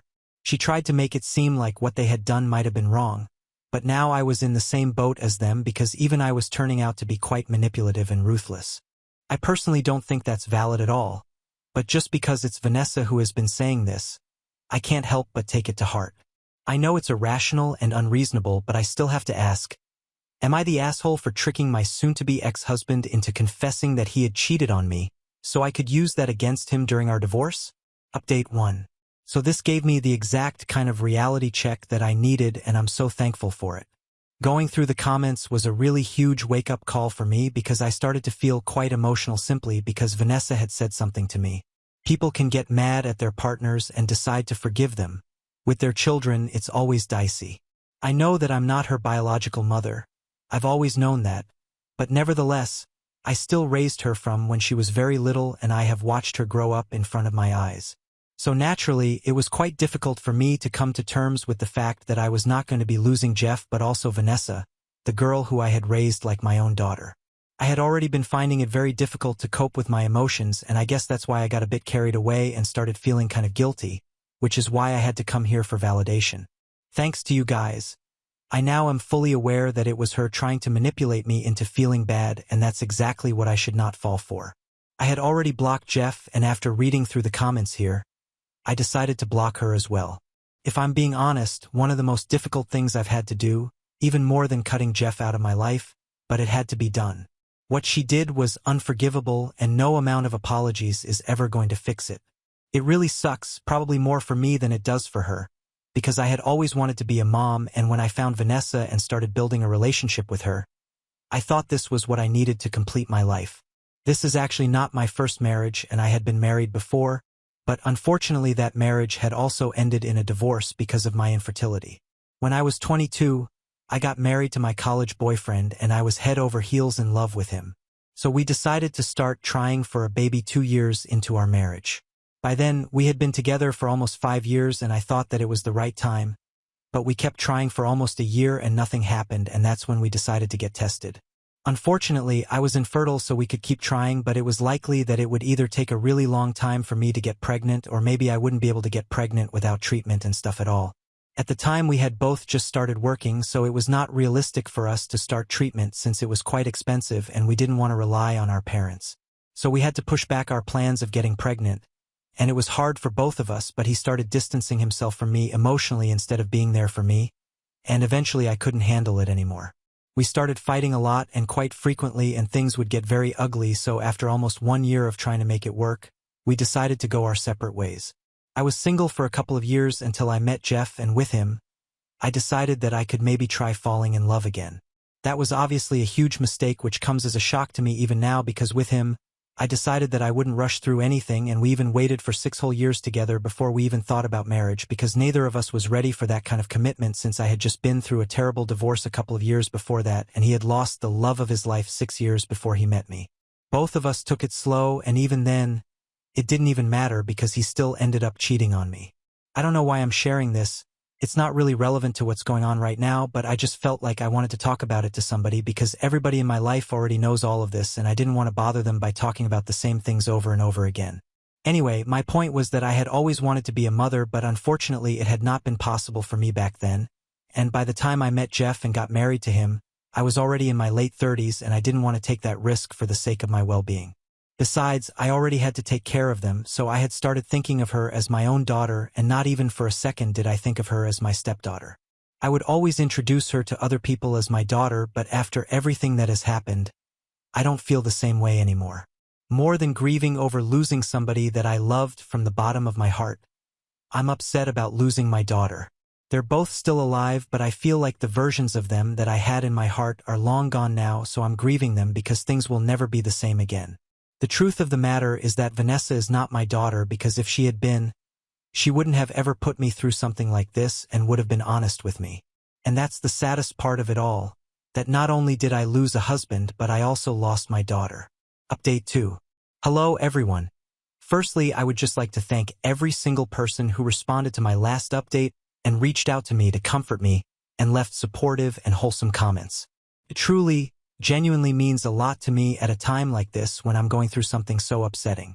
To all my fellow women who have struggled with fertility and cheating partners, thanks for letting me know that things will get better because I really needed that hope right now. Now, getting into what has actually happened since my last update, which was around a week ago. Jeff has decided that he's going to agree to the terms of my divorce because he probably doesn't want to waste whatever little money he is on paying for an attorney, especially when he knows that he's fighting a losing battle. I know for a fact that he has been counting on his parents to help him out, but I guess they refuse to do anything apart from letting him live with them for free and eat with them. Whatever his reasons are, it doesn't matter because he has decided to agree to my terms of the divorce, and now we only have to wait for a couple of months before the divorce is finalized. Neither of them has tried to reach out to me after that one mediation session, and I'm very happy that they haven't because I wouldn't know what to say to them anyway. It has been especially lonely for me, but a lot of people encouraged me to reach out to my friends and family and keep myself surrounded by my loved ones. So I know that there are people who genuinely care for me and I don't fall into depression. And that's what I've been trying to do. I spend a lot of my time at work, and when I'm not there, I'm trying to keep myself occupied and busy, so I don't end up thinking about whatever I have lost so far. My friends and family have also been incredibly supportive of me, and they keep dropping in to make sure that I'm doing fine. All the mutual friends that Jeff and I used to have cut him off because of what he has done and have told me that they are completely on my side and will always be there for me if I need somebody. I'm very grateful for that because I don't think I would have been able to remain friends with anyone who would have been on speaking terms with him after everything that has happened. I have also started looking for an apartment because I don't need to live in this house anymore. It's too big for just me, and I don't need that constant reminder that I'm on my own right now. So a lot of things are changing, and it's been very weird for me to try and cope with all of it, but I know that is a good thing, especially when you're trying to come out of a very depressing period of your life. Maybe it will be a great thing for me as well, and I'll come out of this stronger. Until then, though, all I can do is try to keep fighting and hope for things to get better. Anyway, thank you so much for everyone who has been supporting me. It really means the world to me, and I'm very grateful for everyone here. Update 3. Hello guys. I've been inactive here for quite some time, but that's just because I've been trying to get my life together, and I guess I've been doing a pretty good job of it because I am far happier than I used to be back when I was posting here regularly. I guess a life update is long overdue at this point, so I'll just get into that. It's been close to 2 years since my divorce was finalized, and it took me a really long time to start moving on from everything, but people were right. It does get better, especially when you keep fighting. After the divorce, I decided to move away from my city for a change of pace because everything was just too depressing and I needed something new. I already had all the money that I needed to start afresh because I had been saving for retirement and putting aside a part of my income every month. I had already quit my job and moved away, so I decided that instead of working again, I was going to start traveling because that's what I really like doing. When I was married, I would have to wait for all our schedules to align so we could take a trip, but now I could just do whatever I wanted. I didn't really have any aim, but I started creating content on Instagram because I had seen a lot of people doing it and I didn't have any intention of blowing up, but one of my videos did blow up. That was around 16 months ago, and since then it's only been getting better for me. I started getting opportunities to monetize my content after that, which is something I didn't even know was possible until recently, but that's how I started earning again, and now I get to do what I love for a living. I didn't know that I would be able to restart my life and have so much fun at my age, but it's happening and I'm truly happy. I do visit home occasionally and I have kept in touch with my family and friends, but I'm also living my life to the fullest. I have absolutely no idea what Jeff and Vanessa have been up to ever since we got divorced, and I think it's better that way. I don't think I want to know what they're up to either. I'm really content with the life that I have right now, and I couldn't be more grateful for the divorce because I think that really changed me as a person. I wouldn't say that it was a life experience that was necessary, but I guess I decided to make the most of my situation since I really had no other way to deal with it, and it made me a bit fearless, which is why I'm getting to live the life that I have right now, and for that I will always be grateful. Anyway, that was me. Thank you for continuing to support me, and I really hope that everyone else who has been going through the same kind of trouble just finds the strength to hang in there, because now I know from personal experience that sometimes it definitely does get better. Now on to the next story. Story 9. Parents kicked me out for my pregnant sister and her BF, so I struggled for years. Then they suddenly showed up asking for help to support my sister because her BF dumped her. Hey guys! To begin with, 5 years ago, when I was 18, my parents asked me to leave and kicked me out of the house. According to them, it was more important for my sister's boyfriend to move in with her.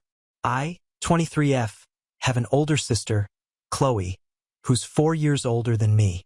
When she was 22, Chloe got pregnant with her boyfriend and had to move back in with us. She had been working for a couple of months at the time, but she hadn't saved up enough money to afford to raise a baby and live on her own at the same time, so she came back home. 3 months into the pregnancy, she got it into her head that it would be better for her boyfriend to move in with her as well. She felt like it was important for her to have the baby's father around for proper development. Don't even ask me about that. I wouldn't have had an issue with it, but she was living with us, so I felt like it was a bit of an unreasonable demand because our house wasn't really that massive, and I wasn't sure if it would be able to accommodate all of us. I had initially believed that my parents would decline and not let her have her boyfriend move in, but I had no idea that they were actually planning on agreeing with her and kicking me out instead. A couple of months after Chloe had moved in, my parents told me that they were planning on having her boyfriend move as well, so I would have to give up my room. I was shocked since I really hadn't seen it coming, and I was stupid enough to ask them where exactly I was going to be staying in the house then. That's when my parents clarified that they wanted me to leave the house altogether, since now I was 18 and it was about time that I left the nest. I had decided to take a gap year, so I wasn't going to college, and that was out of the question. Apart from that, I could have moved in with my grandparents or my friends, but I just didn't understand why I had to move out of my house at all. It was my home as well, not just my sister's, and the fact that she was pregnant didn't mean that she could do whatever she wanted and my parents had to agree with it. I tried to fight with them, but my parents told me that I was an adult, I had to deal with life on my own, and I had no right to feel entitled to live with them anymore, especially when my sister was pregnant and she wanted her partner by her side. I tried to explain to them that she could share her room with her boyfriend, but they told me that it was not possible because she wanted her own space as she got big, and her room was small enough as it was. Having her boyfriend move into that room would only make it more cramped, so she wanted him in a different room. I suggested that maybe he would live in the living room, but apparently her boyfriend had a back injury, so that was not feasible. I was desperate not to leave at the time, so I suggested that maybe I could live in the living room instead, but they told me that they wanted me to leave because having somebody stay in the living room was kind of unseemly. They were just not ready to hear me out, and after a while it became very obvious to me that they just wanted me to leave. I definitely blamed my parents for the way they were behaving with me, but I also thought that my sister was being unreasonable and entitled. Not only did she want her boyfriend to move in with us, but she also wanted a separate room for him, and because of that I would have to move out even though I was not even ready for it. I felt terrible about it, and I had a huge fight with my family the day that I was told to leave.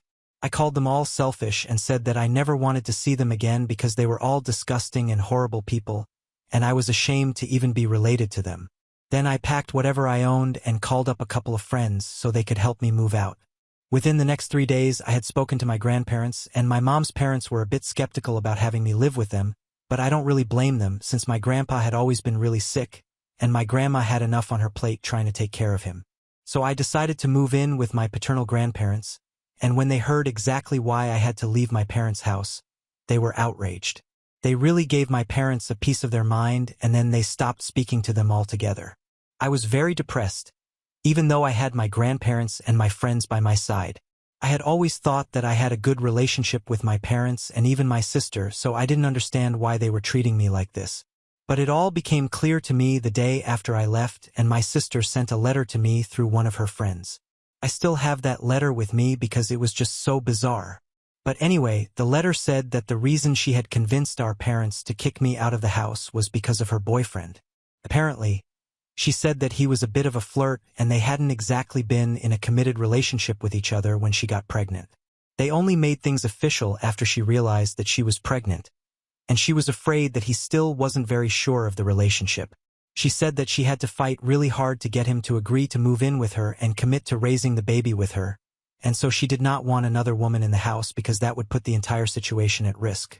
I couldn't even imagine why Chloe was willing to have a baby with a man like this, since she was obviously very insecure and didn't trust him, and the fact that she felt like she had to get me to leave the house just so that her boyfriend wouldn't be tempted to flirt or hook up with me was just crazy. I had half a mind to text her and tell her that she had no self-respect and it was pathetic that she was still trying to be with a man like this and even having his baby, but clearly she was not thinking straight, so I decided to say nothing. Besides, being with a man like this was punishment enough for her, so I wanted nothing to do with her or my family anymore. She had no self-respect or dignity, and since my parents were so easily influenced by my sister, they clearly showed me where I stood with them. I decided that not speaking to them would be the best thing to do in this situation, and then I started trying to move on with my life. I had never really been inclined toward academics in the first place, which is why I decided to take a gap year and think about what I really wanted to do with my life. I did not want a typical 9-to-5 job, and I know it sounds kind of strange, but I always felt like that kind of lifestyle would be too restrictive for me. I am a self-taught musician. I can play both the guitar and drums, and I've been playing since I was 12, so I'd say that I was pretty good. During the gap year, I kind of realized that this is what I wanted to do with my life. I wanted to be a musician, and I knew that there was not a lot of money in this career, but it would make me happy, and that's all that I wanted. And I thought that maybe I would be able to make it big someday. At the time, I didn't know that it would actually come true, well, at least sort of. Initially, I was only playing small gigs, and money was tough. I was heavily relying on my grandparents for money, and it took me a really long time to be able to afford an apartment. And even then, it was a really tiny one that I had to share with a roommate. After that, I started getting slightly more serious gigs until the beginning of this year, when I auditioned to work with a music producer, and I won't be taking names, but I got the gig. I'll be playing the guitar and a couple of songs for a film, and I'm getting compensated really handsomely for that. I've already received some money for that in advance, and I've managed to move into a better apartment, and I'll be getting the rest after the entire job is done. After this, I think I'm going to be getting even more work with the resume that I have. The only people who knew about it were a couple of my friends and my grandparents, and I don't know who spoke out of town, but somehow my parents were able to find out about it. I haven't even posted any of this on social media yet because I don't want to talk about it too soon. Nothing is really permanent in showbiz. Anyway, 2 days ago, my family was somehow able to find out where I lived, and they showed up at my door. Obviously, they needed my help since I'm doing better in life right now, and both my parents have retired, so they need somebody to support my sister and her kid. I did not invite them in when they showed up. I was too surprised to do anything but just stare. Anyway, since I wasn't in a position to speak to them, they congratulated me and said that they were here to make things right with me. Not because we were family, but also because they needed my help since Chloe's boyfriend had walked out on her 2 years ago. And as soon as they found out that I was working as a guitarist in a film soundtrack, they knew that they had to get in touch with me because it's such a huge deal. They also told me that Chloe was struggling to keep up with the business that she had started since her boyfriend had left, and both my parents had retired last year.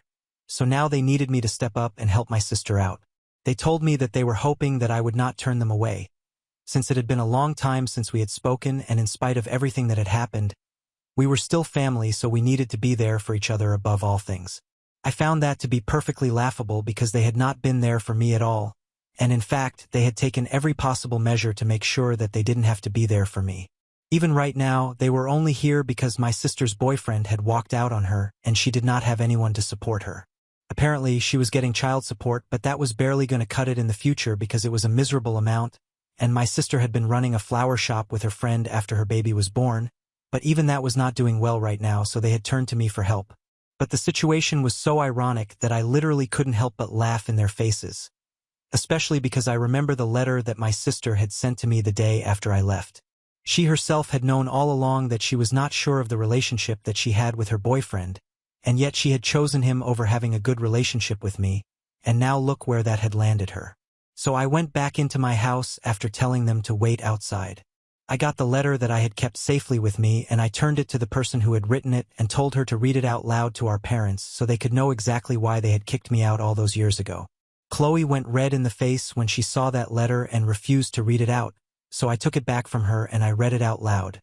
After I was done, my parents looked shocked and embarrassed at the same time because they had realized that they had been manipulated, and they were so weak-willed that they couldn't even tell right from wrong.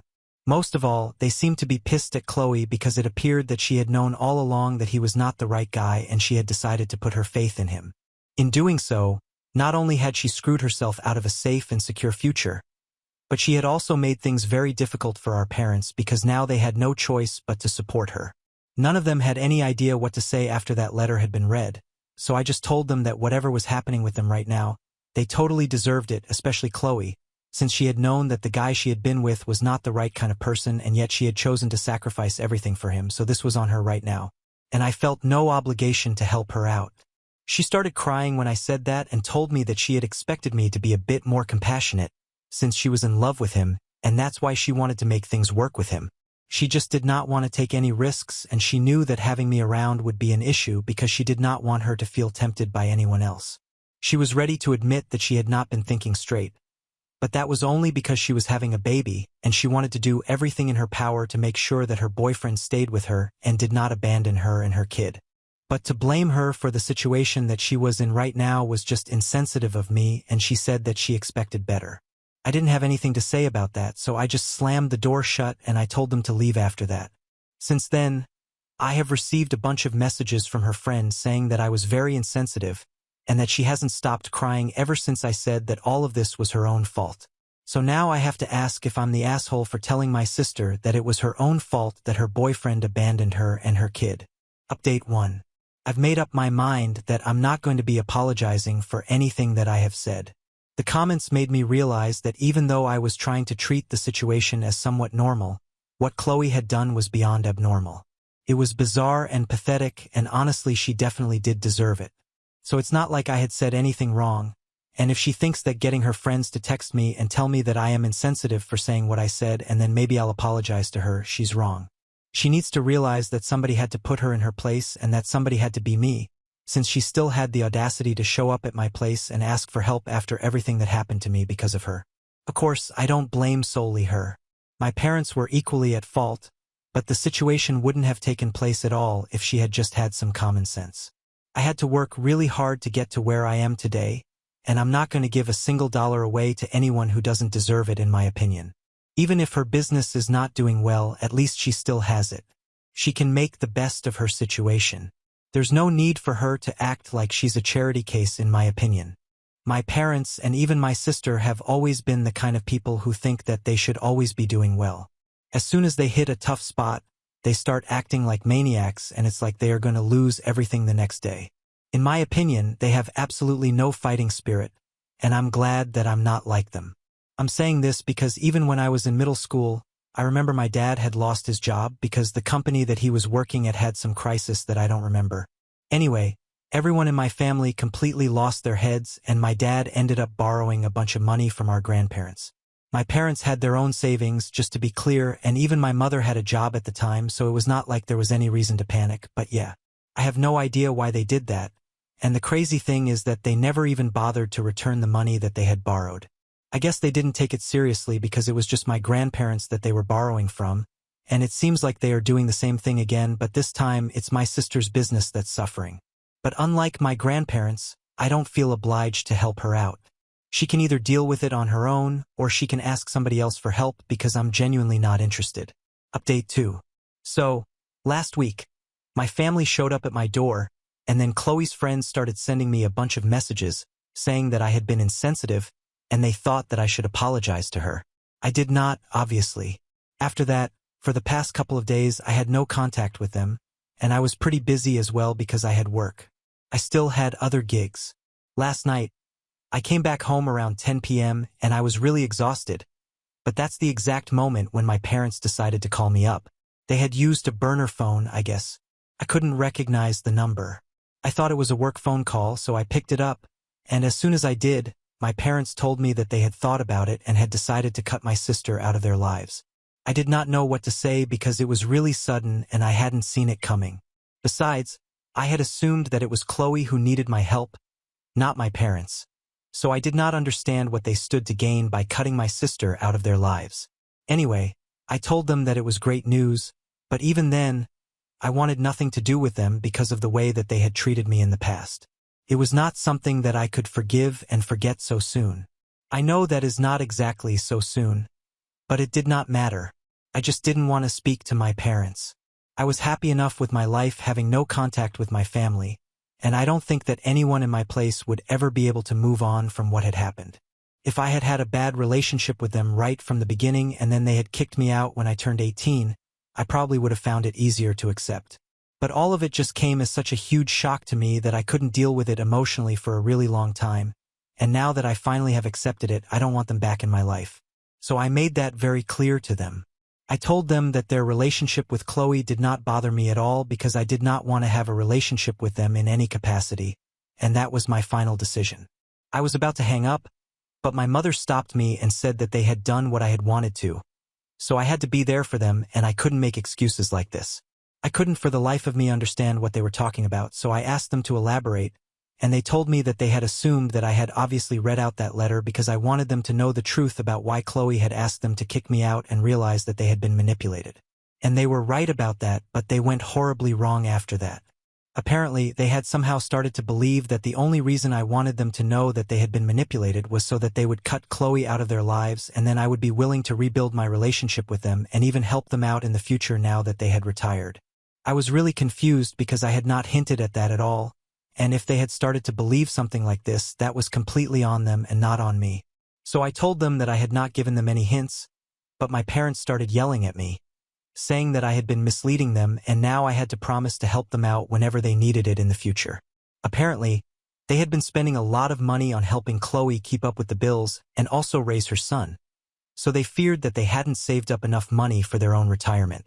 They didn't have the option of going back again, so they had to rely on their other daughter, and they were appalled that I was refusing to help them out. I don't even understand what was wrong with my parents, but it was so ridiculous that I decided to hang up on them while they were talking about how they expected me to help them out. And then I blocked that number, and I have decided that I'm not going to be taking any calls from any numbers that I don't recognize right away. And I might even install some apps to help me place unrecognized phone numbers because I'm so sick of my family right now. I just don't want to be reachable to them, plain and simple. I've also spoken to my grandparents about it, and they think that I have the right idea about cutting them out of my life completely and not allowing them to reach me. Things have pretty much gone downhill in my personal life ever since I opened the door the other day. I guess I shouldn't have opened the door to my apartment at all, and it would have saved me a lot of trouble because now it feels like they are stuck on me and are refusing to leave me alone. Update 3. The funniest thing just happened today, and I feel like I have to share it. So it has been 2 weeks since my parents last contacted me, and after I blocked them, they thankfully did not try to reach out to me again, apart from an email that they had sent 2 days after I blocked them, saying that they would still be cut Chloe out of their lives entirely if and only if I promised to take care of them in the future. Honestly, I think it's very sad that they are willing to cut her out of their lives because it just goes to show that they cannot be loyal to even one of their daughters. They are horrible parents, and I can't say that I feel bad about what I did today because all 3 of them are equally bad. Anyway, for the last 2 weeks, I hadn't been in touch with them, and I was pretty busy, but today, around 8 in the morning, I was going through my emails and I realized that I had received one from Chloe. She had been very patronizing and pompous in that one, saying that she was ready to forgive me for what I had said about all of this being her fault and that she had deserved this because she knew that it was coming from a place of bitterness and hatred. And even though I had not apologized for anything, she still managed to find forgiveness in her heart for me because she was surrounded by kindness like her friends and her family. No matter what, she will always have her parents and people who loved her no matter who left her, and I was just jealous that I would never have that. She was bragging about this support system that she had, and she had included our parents in it, so I assumed that she had no idea that they had been planning to cut her off so they could get on my good side because I'm on my path to success right now. And it was just so funny because all I had to do was take a screenshot of the message that my parents had sent me and send it to her as a reply to the email that she had sent me to show her exactly how much her parents loved her. It's just sad because I'm pretty sure that if you put all their money together, they will be able to get by and they have no reason to be acting like this. But they're just so greedy that they see anybody doing slightly better in their lives. They feel like they have to get a piece of it. First, it was my grandparents since they are pretty well off and they're not stupid, so they know how to manage their wealth. And now it's me because I'm doing better than my sister. It's very obvious to me that none of them value each other, and I think they should know that. Update 4. Hi everyone. So many of you wanted an update on the situation with my family. I have nothing to do with them anymore, but from what I know, there's uproar in the family right now. The message that I sent, the one where I had exposed my parents for saying that they were ready to cut Chloe out of their lives as long as I promised them that I would help them out in the future, pretty much shattered any relationship that they had with each other. Chloe, like an idiot, put up a huge post about it on social media, saying that she had always put her trust in the wrong people, but she had apparently never expected her parents to turn out the same way, because, well, they were her parents. I don't think she was wrong for that. Nobody expects their parents to turn out like this. But I think she should have seen this coming after they kicked me out. They have no loyalty towards anyone apart from themselves.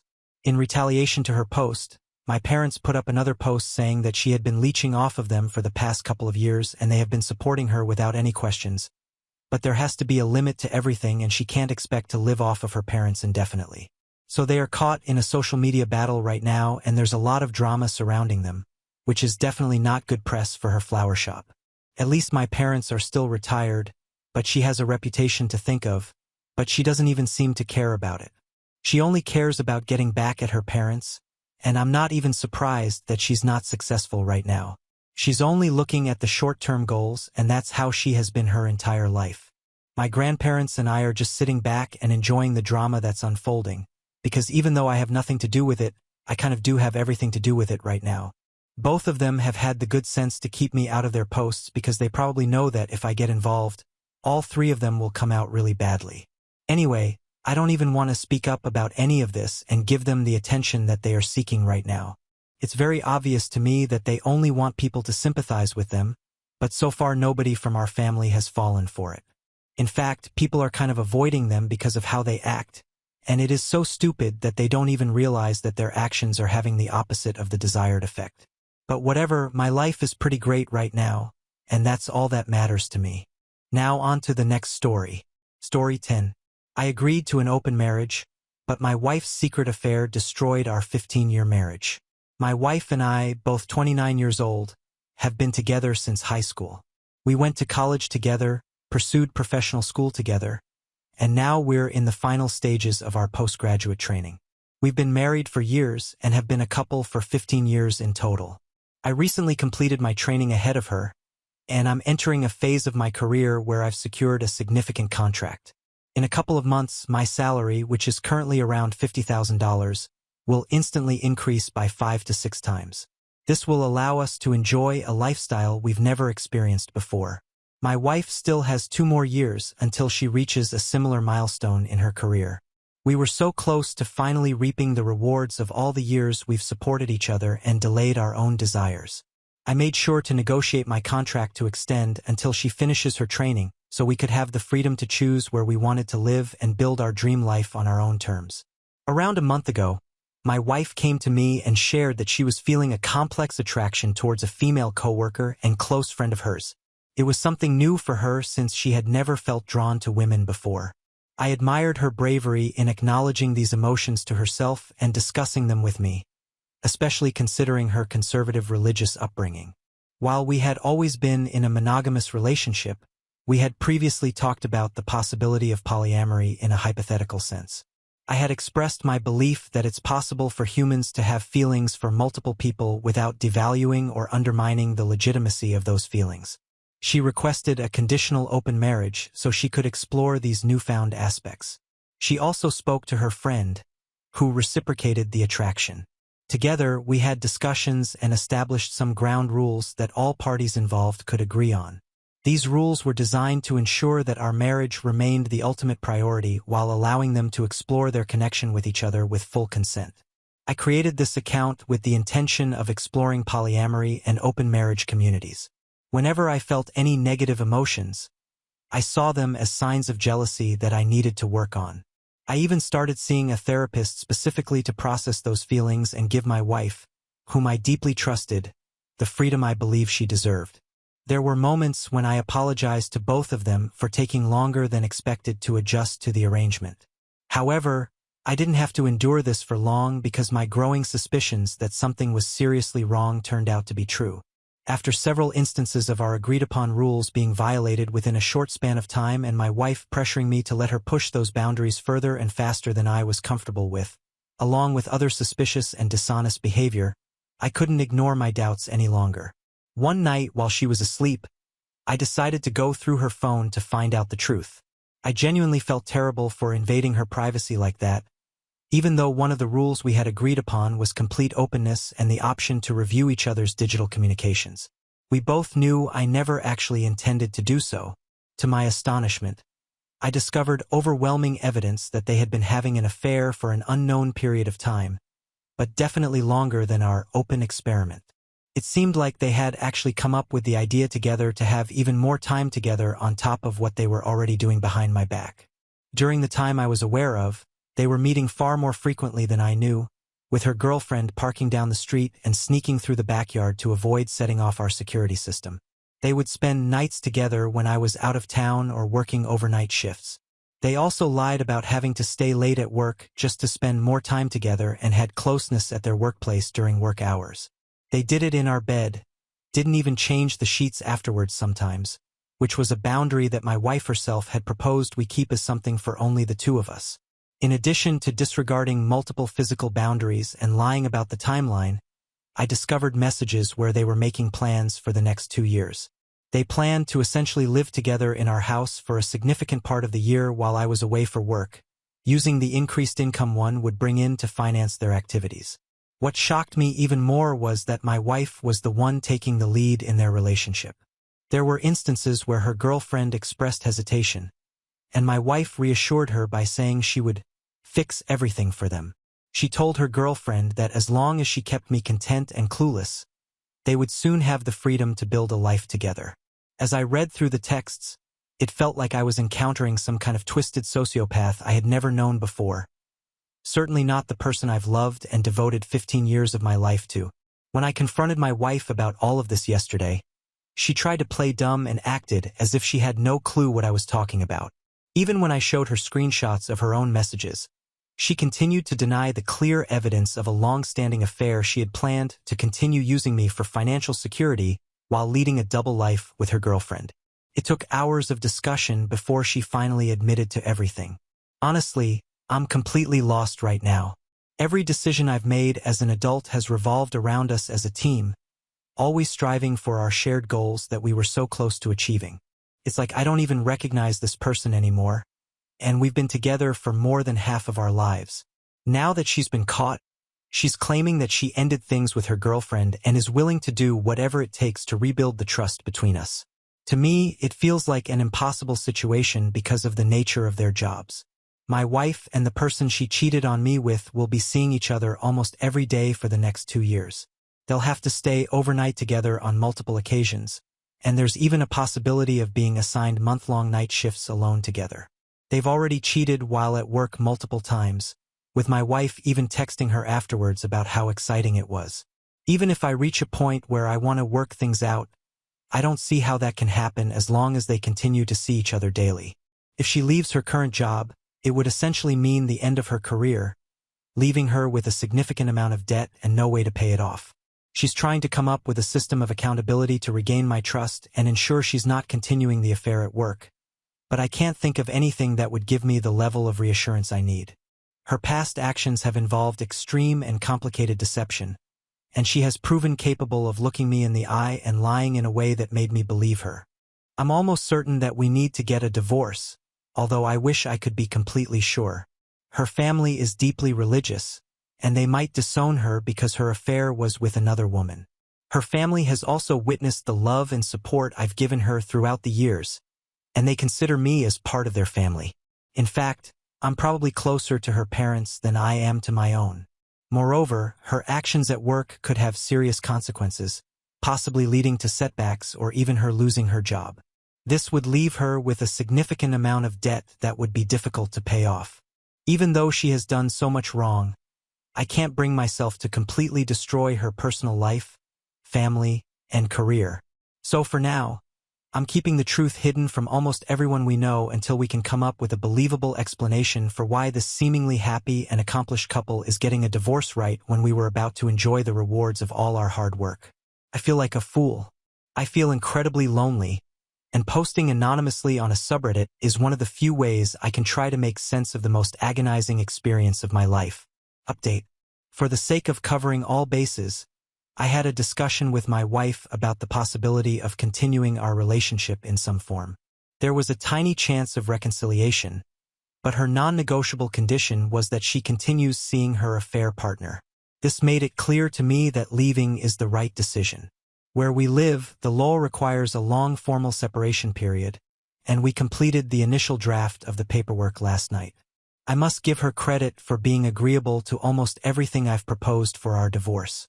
I've aimed to be fair but assertive in deciding how we split our assets, and it's clear that I'll be in a better financial position than her. I'm also getting possession of both pets, which is incredibly important to me. She hasn't hired her own lawyer yet, and unless we encounter unresolved issues, she doesn't plan to do so. Currently, there aren't any major disputes, but having legal representation gives me a significant advantage. I'll stay in the house, occupying separate bedrooms, until the final draft is signed to facilitate discussions about any further changes. Afterward, I intend to move out soon. Hopefully that will happen shortly. Regarding the job, I decided to cancel the contract since no money had been exchanged, and it was before my official start date. It was a relatively straightforward process. Although it was a good opportunity, there are other options available, and I'm currently in talks with recruiters. I'm considering looking for a job that involves some travel since I don't have any commitments tying me down to one place. Completing the separation paperwork made the situation feel more real for both of us. To some extent, I believe her narcissistic and manipulative tendencies, as I mentioned in my previous post, made her think I wouldn't actually leave. The fact that I can make my own decisions and choose to leave while she's still deciding between me and her affair partner seemed unexpected to her. But it's the reality of the situation. As soon as the separation period is over, I'll be filing for divorce. My friends have been amazing and supportive throughout this ordeal. Both sides of our families have shown overwhelming support for me, and I've been mindful to focus our discussions on what happened rather than dwelling on the gender of the person involved. Several people have generously offered me a place to live while I search for work and figure out my next steps. I feel incredibly fortunate to have such a supportive network and the resources to take some time to sort things out. I can't even imagine how much more difficult this process would be without their help. One of my friends even took me out to be my wingman and helped me navigate the unfamiliar territory of trying to connect with someone new in a bar. It's a completely new experience for me as an adult since I was just a kid when I got into my previous relationship. I had the chance to meet some really cool people and simply enjoyed being part of social situations where my ex wasn't the main focus. It was a fantastic experience. Lately, I've been prioritizing the practical aspects of moving on, taking care of myself, attending therapy sessions, and rediscovering hobbies that I had neglected for a long time. I'm optimistic that the best days of my life might still be ahead, and I'm grateful for the support from my loved ones and even random strangers on the internet who have reached out to me. Now on to the next story. Story 11. Fiancée refused to tell her male best friend about our engagement. When I confronted her, she texted him, "I was engaged but not anymore," right in front of me. My now ex-fiancé F and me, M27, got engaged 3 weeks ago. We've been dating for 5 years, and I finally got the money to give her the wedding she wanted. Well, 3 days ago we were discussing our guest list, and I asked if she wanted to invite her best friend. Let's call him James, M30. James lives in another state, but since they were friends for 10 years, I thought I could even pay for his travel expenses since it would be great to have her best friend at the wedding. She denied, saying that it would take a lot of work to bring him and she wanted it to be a family event. Countless times she mentioned that James was like family to her, so I insisted. She got annoyed and said, "I didn't even told him we were engaged." That took me by surprise. I tried to ask why, but she started stonewalling me, and I left her alone. After a couple of hours, I tried to ask her again why she hadn't told him we were engaged, and she still refused to tell me. I admit my insecurity got the better of me. In the past, James had confessed he had feelings for her, which she turned down and basically friend-zoned him. But by the way she told me, it always sounded like she had him as a backup, something not only me but her exes realized. She married him online. They always made their WoW characters look like a couple, like wearing the same transmog and shit like that. When she had a fight with her exes, he was always there for her, and etc. I told her that made me uncomfortable, and if she was not planning to tell him, she might as well consider herself single, 'cause I would not marry someone who couldn't be honest. Yes, I was pretty immature, but she did something even more immature. She texted him while showing me her phone something like, "Hey, just so you know, I was engaged but not anymore," and sent it to him. I told her to pack her things and leave my house. Ever since she left, she has been calling me, but I refused to answer. My mom called me because she apparently called my mom and said that I was an asshole for ending things for such a ridiculous thing. So I did. Update 1. Hey guys, I just got home after talking to my still ex-fiancé, and since a lot of people asked for an update, here it is. But I want to clarify a few things. As commented on my original post, I pay for the house since I bought it before dating her, and I asked her to move in since it was close to her job. I work from home since I'm in tech, but she had to go to work. That's why I paid for her car to help her commute, and honestly, her salary is shit. I was her partner, so I didn't see any problem with that. I thought she was the one. Despite everything, she is smart, funny, we had chemistry, but I felt betrayed. To the update, we met at a coffee shop on the premise we would discuss how to save our relationship. At least that's what she thought. As soon as we sat down, I asked to see their messages. She got defensive immediately and told me she had deleted everything. I asked to see her phone anyway. She started to cry, ugly cry, asking me to stop. At that point, I had already decided I was not going to be part of the relationship anymore. But damn, I was curious. Took a good 20 minutes for her to hand me her phone. A lot of crying, even a waitress asking her if she was okay. So I read the messages. There wasn't any cheating, like nudes being exchanged, them professing their love for each other. But what I read still stung. There was a lot of shit talking about me, a lot. Texts and texts of them saying how terrible of a person I was, criticizing my hobbies. I like video games and pro wrestling. Saying I wasn't a real man because of them and stuff like that. But there were two topics that caught my eye. One where she had told him I was having trouble getting hard and that was frustrating for her. And one where she was complaining about how she didn't want to be stuck in our relationship. Yes, I was having problems in bed because I was sad because my father had passed away 6 months ago. And the stuck thing, I remember telling her that when we got married, if she wanted, she could leave her job and I would provide for both of us. I don't know if she took this the wrong way, but I guess it was related to that. I honestly don't know. By the time I gave her the phone back, she was already giving excuses on why she was saying those things to him, how he was like a therapist for her. And then she asked me, "Don't you complain about me to your friends?" And I simply replied, "No, I don't." She started crying again. I took a pretty deep breath and just said, "Just give me the ring back." I didn't have the ring with me, like some suggested. She hesitated a bit, but gave it to me anyway. I stood up and asked her to delete my number and to not bother me anymore. I called her mom and asked her to pick up her daughter's stuff at my place. Her mom is a good person. I'm just realizing I'm going to miss her as I write this. She understood why I decided to end it, but she didn't ask much, and to be honest, I'm glad she didn't. As for my mom, I didn't call her, I just blocked her for things unrelated to this post. I just realized she never had my back in anything. I was always trying to save an already failed mom-son relationship. Before I leave, I just want to clarify. I was never against her having male friends or any type of friends. People are going to cheat, friends are no friends. I remember my dad saying something to me when I was a teenager. He always said, Opportunity makes the thief. But I do not agree with that. Anyway, since I have the next 2 weeks off work, I'm gonna figure what to do with the wedding money, drink some booze, play games, and watch Monday Night Raw later. Peace. Edit. A couple of people are asking about the car. It is a 2015 Nissan Versa, which she crashed 2 times. Both times, she rear-ended someone. Never liked the car, weak engine, the interior feels cheap, and overall bad. So for all I care, she can keep that piece of shit. I would have more luck throwing it off a cliff than selling it. Edit 2. Little update. Her mom called me a few hours ago to check on me and to ask when she could come and pick up X's stuff. We spoke about the car and she basically forbid me to let her daughter keep the car because 1. I paid for it, 2. X wouldn't be able to maintain it. So I'm going to keep the car until I'm able to sell it. God help me. Also, some people called the story fake, because they said I wasn't a real man for playing games, and yet they played. Well, to be honest, that's on me, because I wasn't very clear.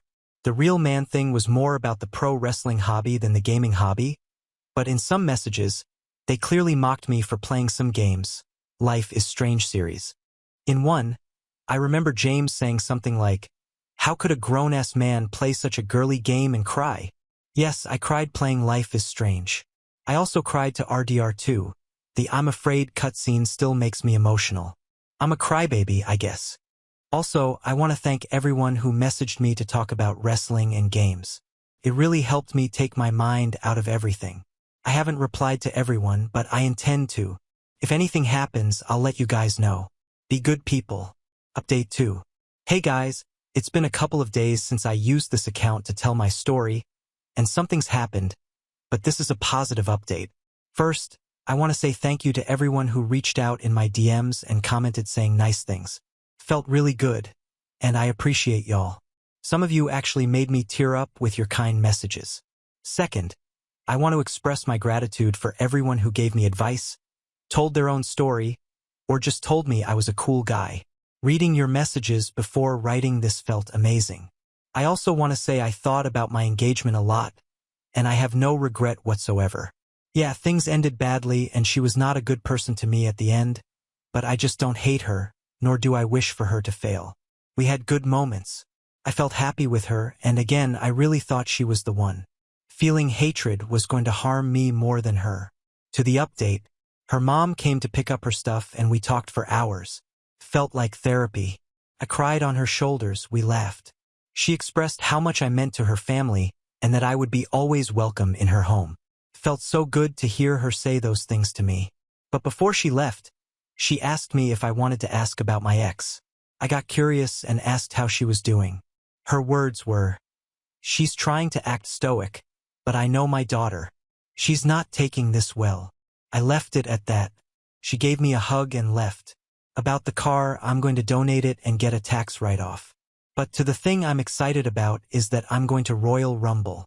I never even watched Raw or SmackDown Live, but now that I have the extra cash, I'm going to treat myself.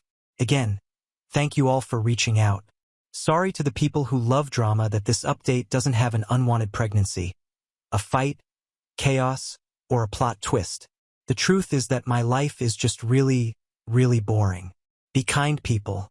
We have reached the end. If you enjoyed this video, please be sure to like and subscribe to the channel for more videos like this, and give us your thoughts about the stories in the comments section. Thank you and see you in the next video.